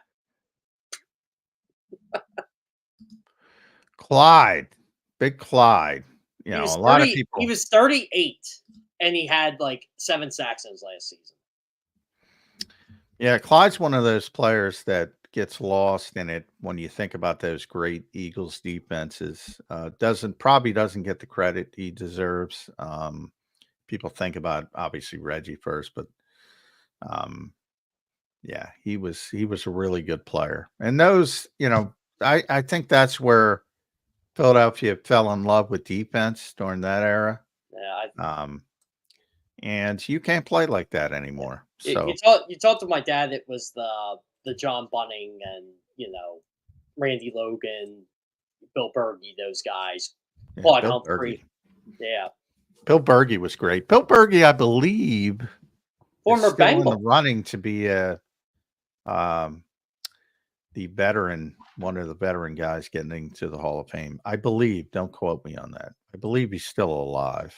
He's still alive. I forget who got picked this year. I remember. LeSean McCoy. Was it LeSean McCoy? He got picked this year, right? No, he's not. No. I meant the Eagles Hall of Fame. Sorry, I'm thinking. Yeah. Yeah, I'm thinking something else. Yeah. Now, he's still in the mix for the regular voting, but the seniors committee, the senior committee, Bill Berge's on there. Yeah. Jeff, back to today before we get you out of here, man. Your final thoughts. I mean, Eagles had a really big, promising win yesterday. You're not awarding any Super Bowls in October, but I think they're really showing positive signs. Let's go. Get your plane tickets today. I wouldn't mind going to New Orleans in February. I know John. Well, yeah. But of course, everybody wants to go to New Orleans, but it is starting to look like, though, like if I had to make a bold prediction, I wouldn't be surprised if the Eagles would be playing Detroit in the NFC Championship in January, just based on overreaction from Week 8. Yeah, that wouldn't surprise me. Go to Detroit. I know how to get into the stadium now after 16 tries. Can you imagine Detroit hosting an NFC Championship game, no matter who the opponent is? So loud. You know what? Bring the earplugs. I thought the loudest I heard a stadium on TV or anything was twice. Detroit's first playoff game last year, and when the Rams hosted the NFC Championship game during the Great Show on Turf Years. That Transworld Dome was so loud. Yeah, well, the people in St. Louis care about football. The people in Los Angeles, They do not. it's always the other team that's the home team. Doesn't matter who it is. I can't believe St. Louis lost their football team. I really can't. Twice. I really can't believe they lost. Well, that's why I have the Battle Hawks. They get 40,000 a year. They get 40,000 for that. That city deserves a team. They do. Well, Stan Kroenke has got a lot of money, and Los Angeles is a better market. So, not for interest, but just for business reasons. I don't mind the Rams being back in LA. I do mind the Chargers in LA. I wish they were in San Diego. I can't believe they took. I think we all do, but San Diego, the Socialist Republic of California would not acquiesce to Seriously. San Diego. Boy, we're getting it all today. We're getting Zander dropping F-bombs. We're getting Eagles history lessons, and now we're getting political. Can you tell the election's coming up?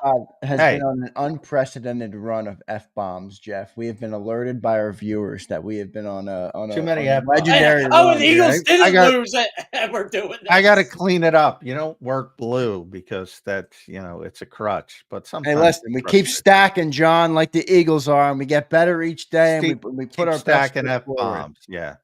Anyway, get your, when you get off today, Jeff, make the reservation. New Orleans, it's done. Done deal.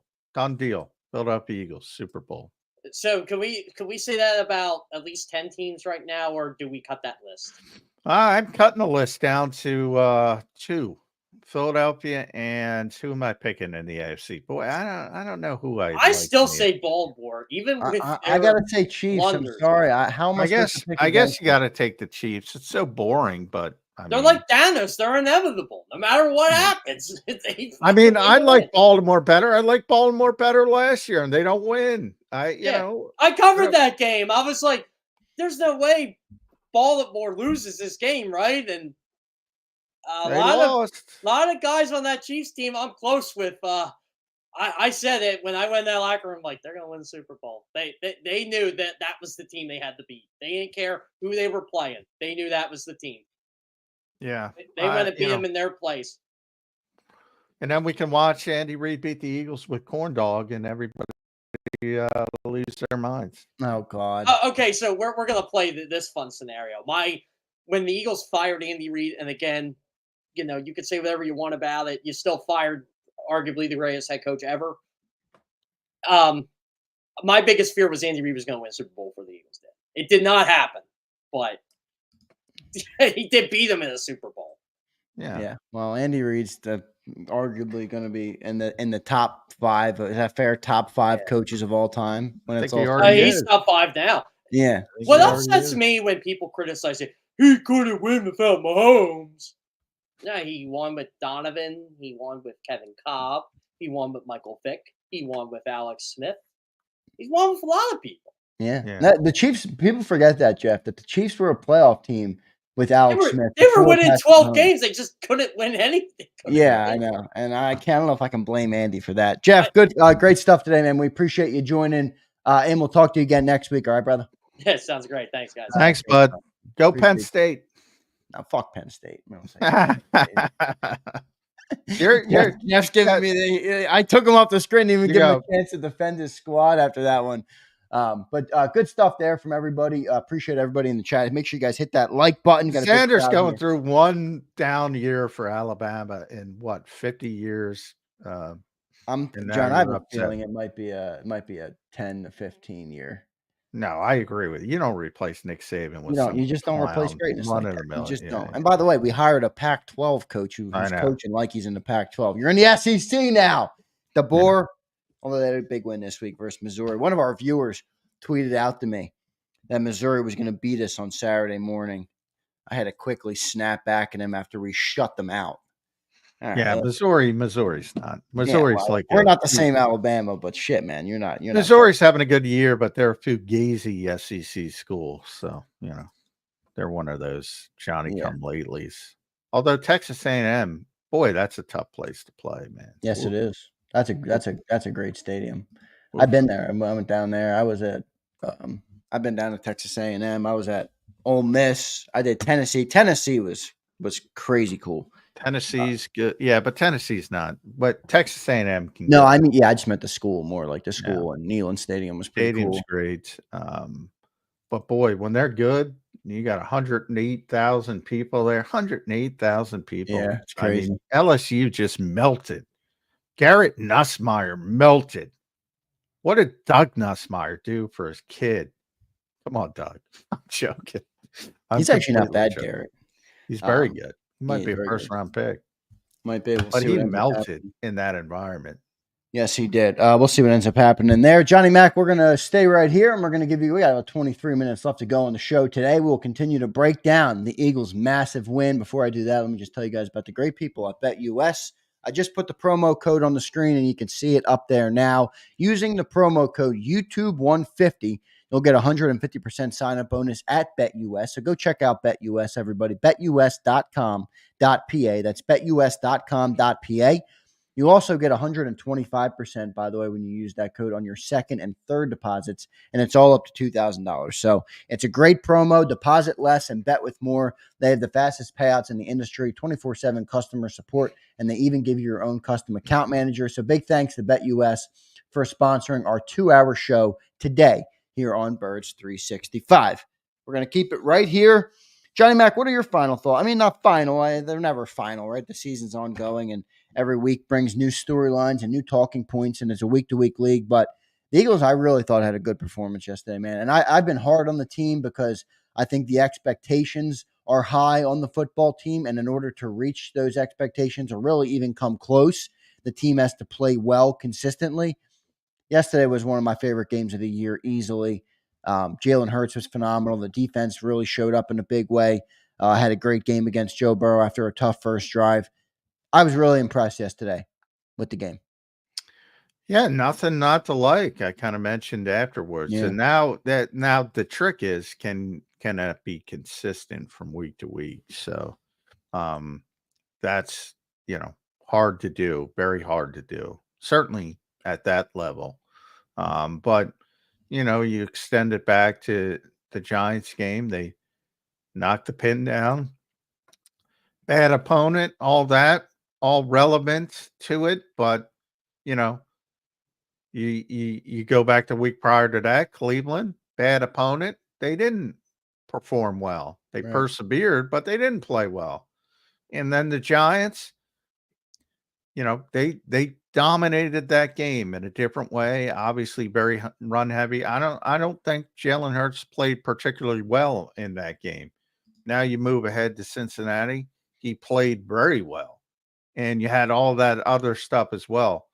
You're never going to have a perfect game, but that was a complete game, as complete as you're going to get. Can that stay consistent moving forward?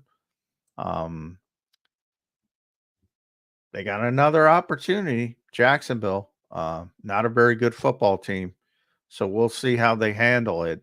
And then you'll get to Dallas and Washington, and which are obviously big for the division. Dallas does not look very good at this particular time.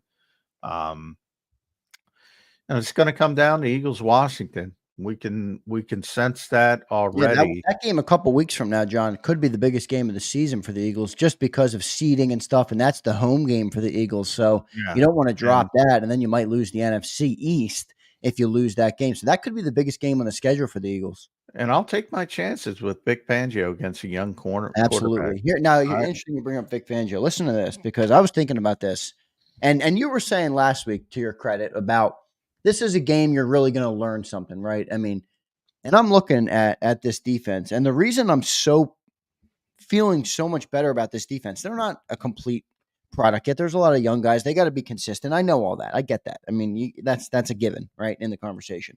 But you went up against the Daniel Joneses of the world, the Deshaun Watsons of the world, the Derek Carrs of the world. Those are all in the past. You just got a big win on Joe Burrow.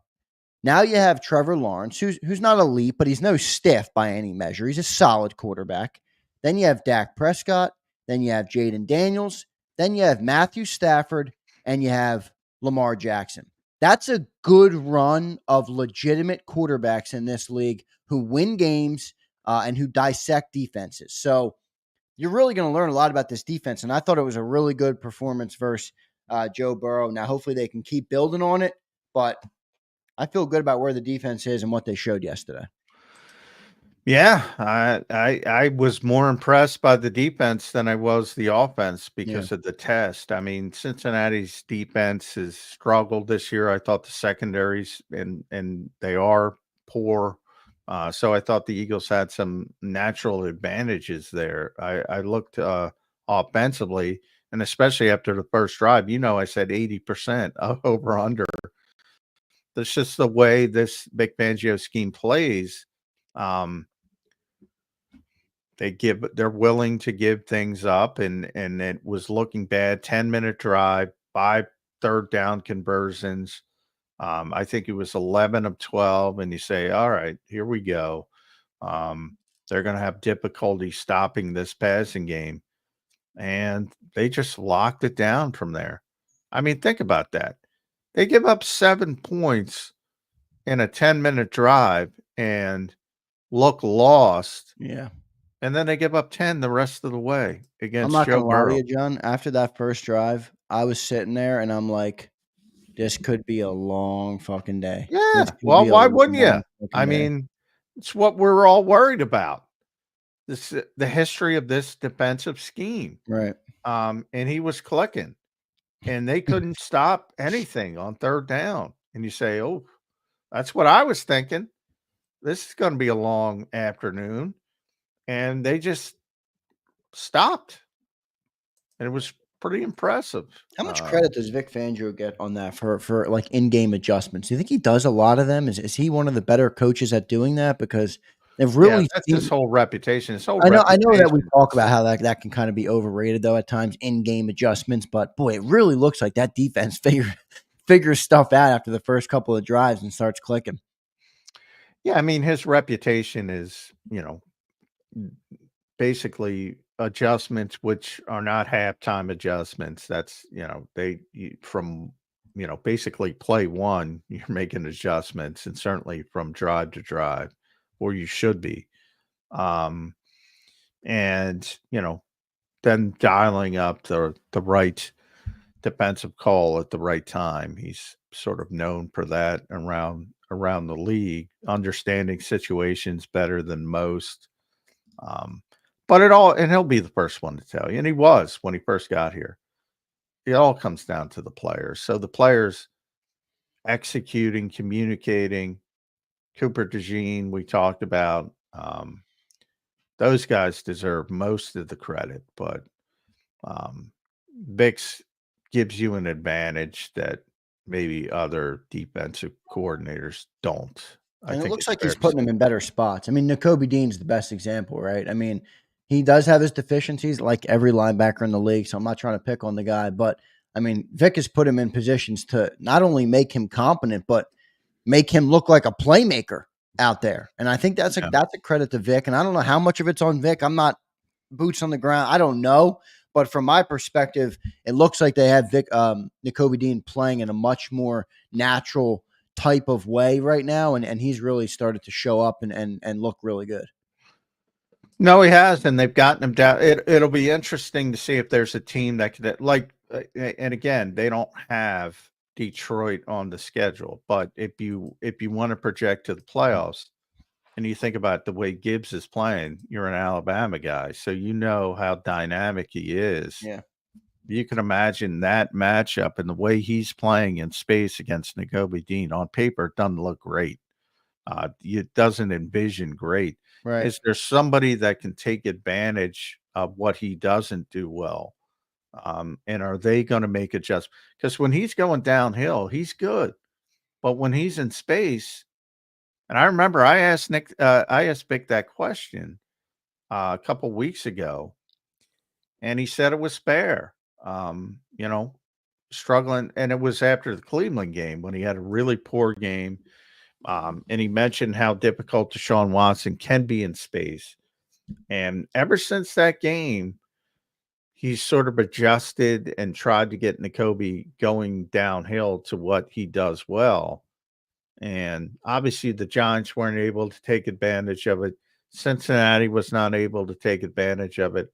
We'll see if Jacksonville, not a good team, but if Travis Etienne is healthy, what's that? I think they just lost Christian Kirk, didn't they? He left in a They did lose Christian Kirk, but I'm talking about Nakobe Etienne, Travis Etienne from Clemson. Etienne, and then that other dude they have.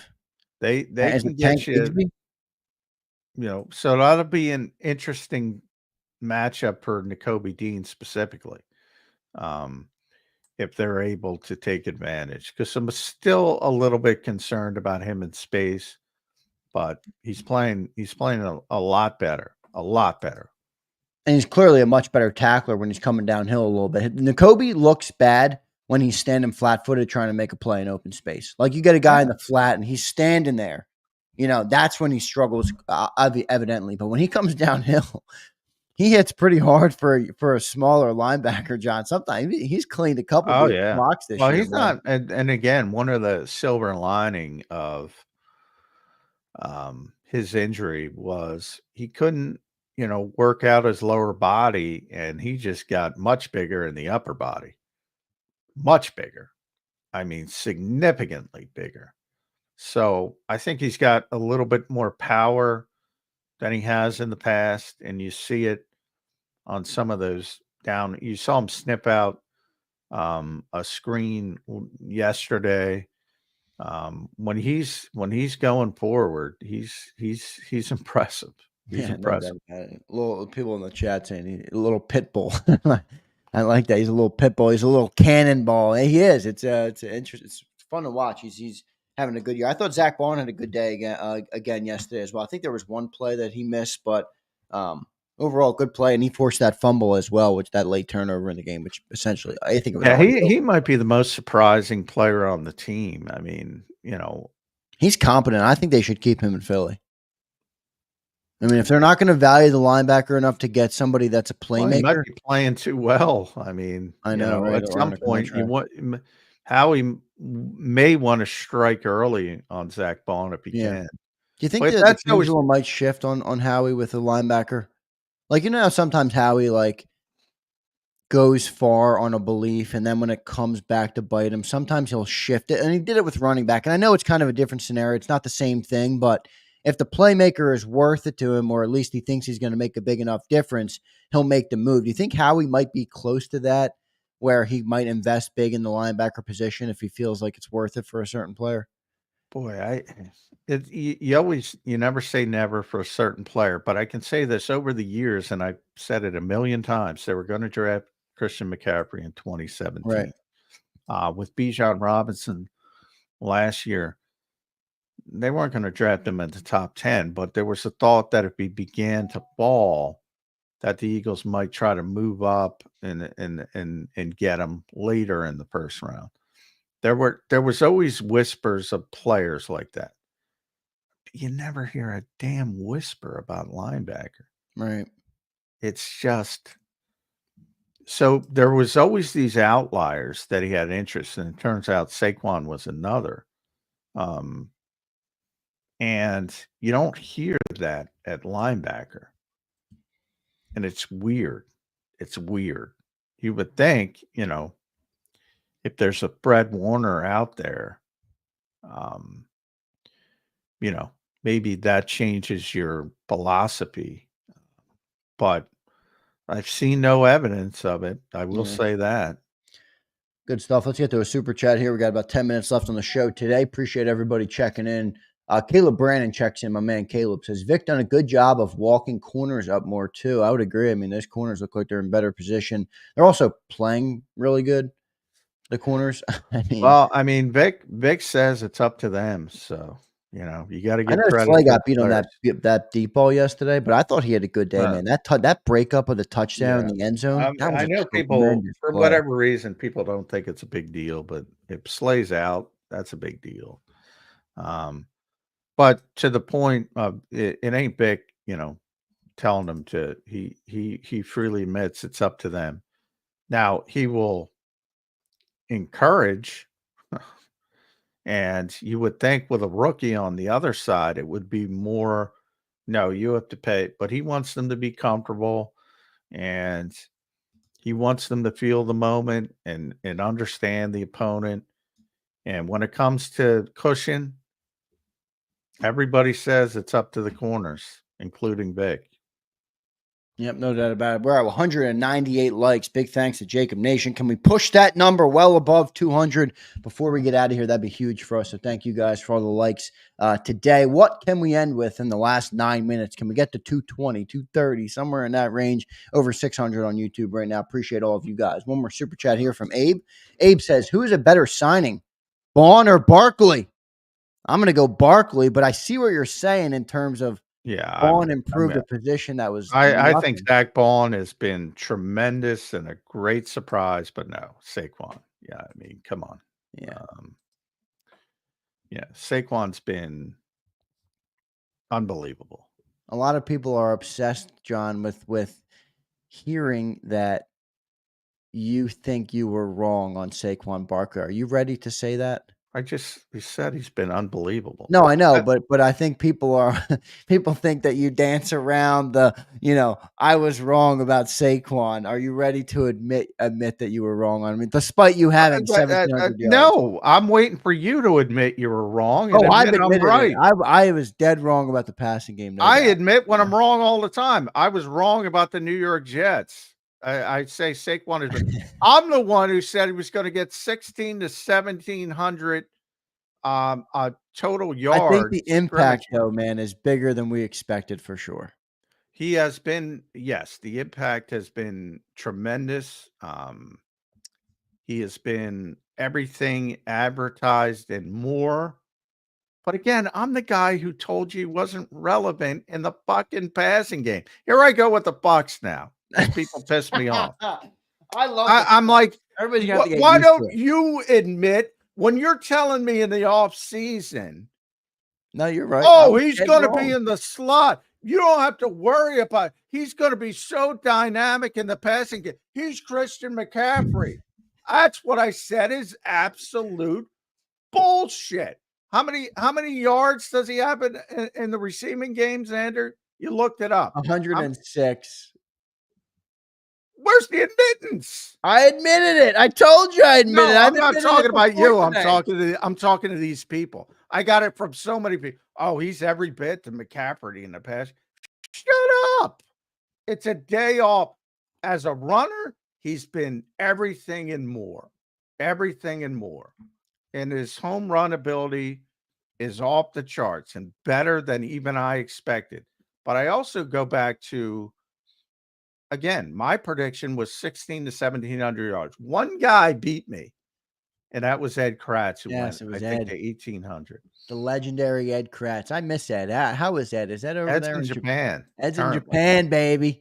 We got Japanese Ed coming back next week. I'm hoping that we can catch up with Ed at some point because I love him. Yeah, he's going to miss the Jags game as well. Then I think Ed is my favorite guest that we have on Bird Street. No disrespect to all of our other great guests. He's going to have a lot of good Japan stories. By the way, Nick Gates, I probably said, is huge on Japan. But, yeah, I mean, he's been tremendous. But, again, the passing game, no, not relevant. And by the way, part of that has to do with the quarterback as well. Yeah, John, you are a classic. Let me tell you. Tanner Creemans checks in. Appreciate it, man. Member chat. If you guys are a member, you always get a member chat. I think you get one a month. I think that's what it is. I'm not exactly sure, but appreciate all of our members and anybody that watches the shows here on JAKIB. Tanner says, no more Jalen slander. He looked elite yesterday. He showed you everything you needed. Man, I love when John starts slinging the F-bomb. I'm telling you, John, there's people out there who love the F-bomb. But Tanner, I do agree about Jalen, and I tried to give him as much credit as I could yesterday and today on the show. Week to week, that's what it's about. He was elite yesterday. But I do believe that we're a Super Bowl team with him playing like that, or at least have that type of upside. And you're right. I saw everything I needed to see from him yesterday, Tanner. And I got my American Airlines app. I don't want to give him a free plug, but I'm gonna make the reservations. I thought you hated American Airlines. They suck. I do hate them. I hate every airline. American Airlines is Frontier with a little bit better branding. I'm telling you, every time I pay the extra for American, I'm like, this is a Delta. They're all terrible. Yeah, they are. But Frontier. I've never seen an industry that doesn't give a shit about what their customers say. And Frontier and Spirit, it's like you got to bring your own folding chair. You got to pay for the air you breathe, John. Yeah. So, I mean, that's the industry as a whole. Sorry. We got a lot of tangents today. It's tangent galore on Birds 365. That's all right, man. It was a good win yesterday. I felt really good about what you saw. New Orleans, here we come. New Orleans. I'm not ready to go there yet, but I will say I think that was there was one word you used last week, and I'll ask you this here at the end of the show. You said last week there's no transitive properties, and I understood what you meant by that with the running and stuff. Is there any transitive properties in this win? Because I think there's so many. I mean, this is what I love most about this game is that it's all transitive. But maybe I'm wrong. What say you? No, there is, and by that I meant it's another way of saying it's a week-to-week league. You will be. I don't know how the Jacksonville game is going to go, but you will be stunned. It will not go like this game. It will not go like that. It might be better. I'm not saying it might be. It'll probably be worse. Doesn't mean they're going to lose. The whole trick to this thing and the really, really great teams, and I only see one in the NFL right now, and that includes Kansas City.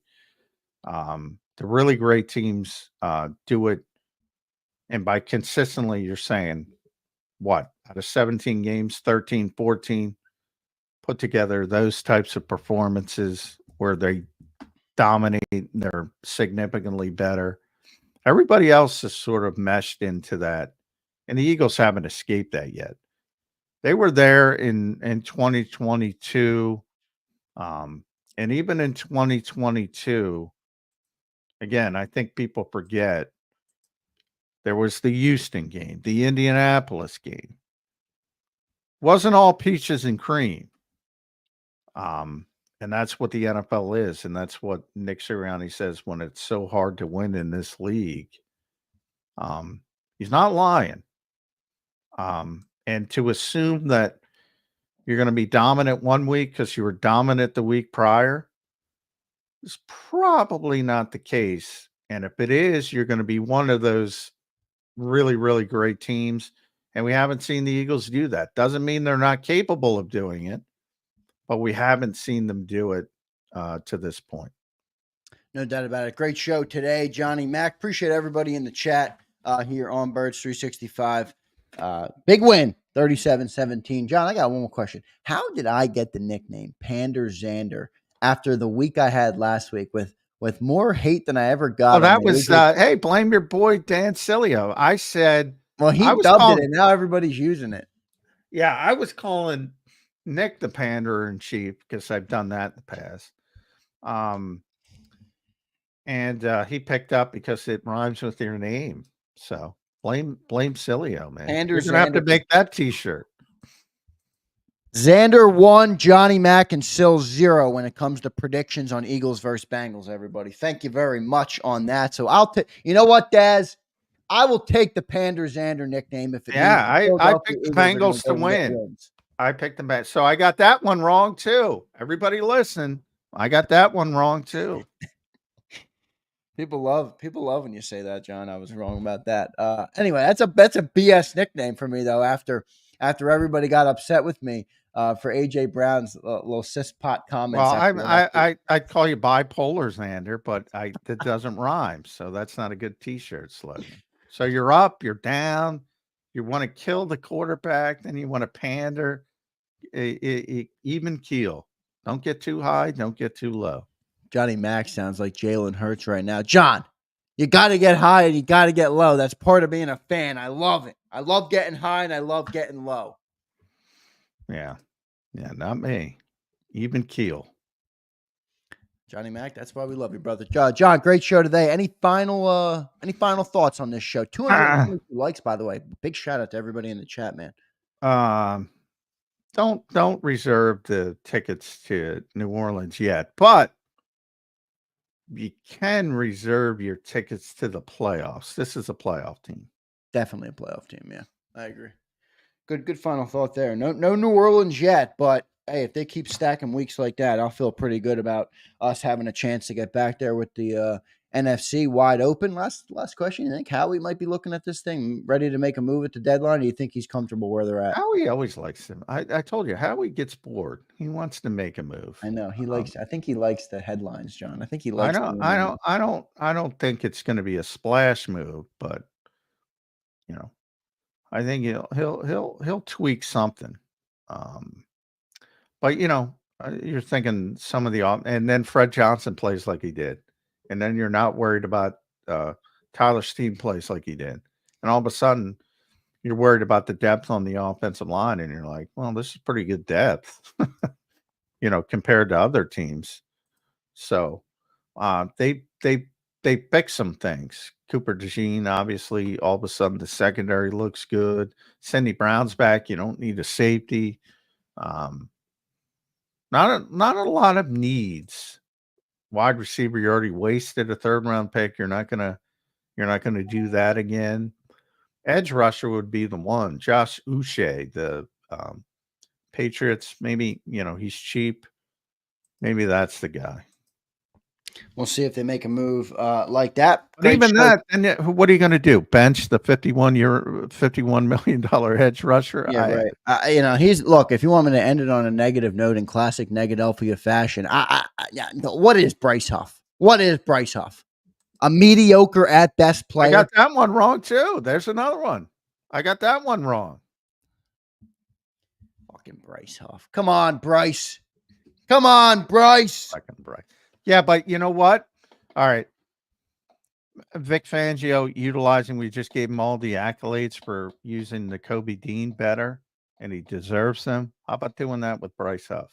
Or does Bryce Huff just absolutely suck? Maybe. Vic made an adjustment on every other player. I find it hard to believe he just looked at Bryce and said, okay, I'm not going to adjust anything. Well, it seems like he did because he's been saying the same shit since the day he got his hands on him.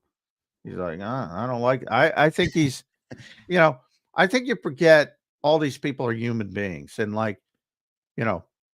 again, I just said a bunch of things I got wrong. Nobody's right all the time. If they think they are, they're not serious people. In the case of Vic Fangio, he's very good at his job, but he seems to be very close-minded about Bryce Huff. Like he doesn't like him as a player. And that was evident from early on. Yeah. Well, he's what you got. So your job as a coach is to utilize him as best as possible. Vic's sitting in his office like, I told Howie not to sign this schmuck, but we'll see. Nolan Smith looked good though. I'll say that. Nolan Smith's finally really turning the page. 3 straight games with the sack. Great stuff, John. Today we'll be back tomorrow morning. Birds 365 to break it all down. I think we'll have Chris Franklin is set to join us tomorrow, so we'll have a great show Chris tomorrow. On his way back from Cincinnati, so he'll have all the intel. Good stuff there from coming up tomorrow on Birds 365. Johnny Mac, great show today. We appreciate you being even keeled, John. But if I was even keeled too, this would be a snooze fest, John. So we got you. I go like this, and you kind of keep me in the middle, and I think that's a good setup we got there, Johnny Mac. Great show today, man. We'll talk to you tomorrow. All right. All right, sounds good. Thanks, everybody. Hit that like button on your way out. 225. Thanks, JAKIB Nation, for the love. We will catch you tomorrow on Birds 365.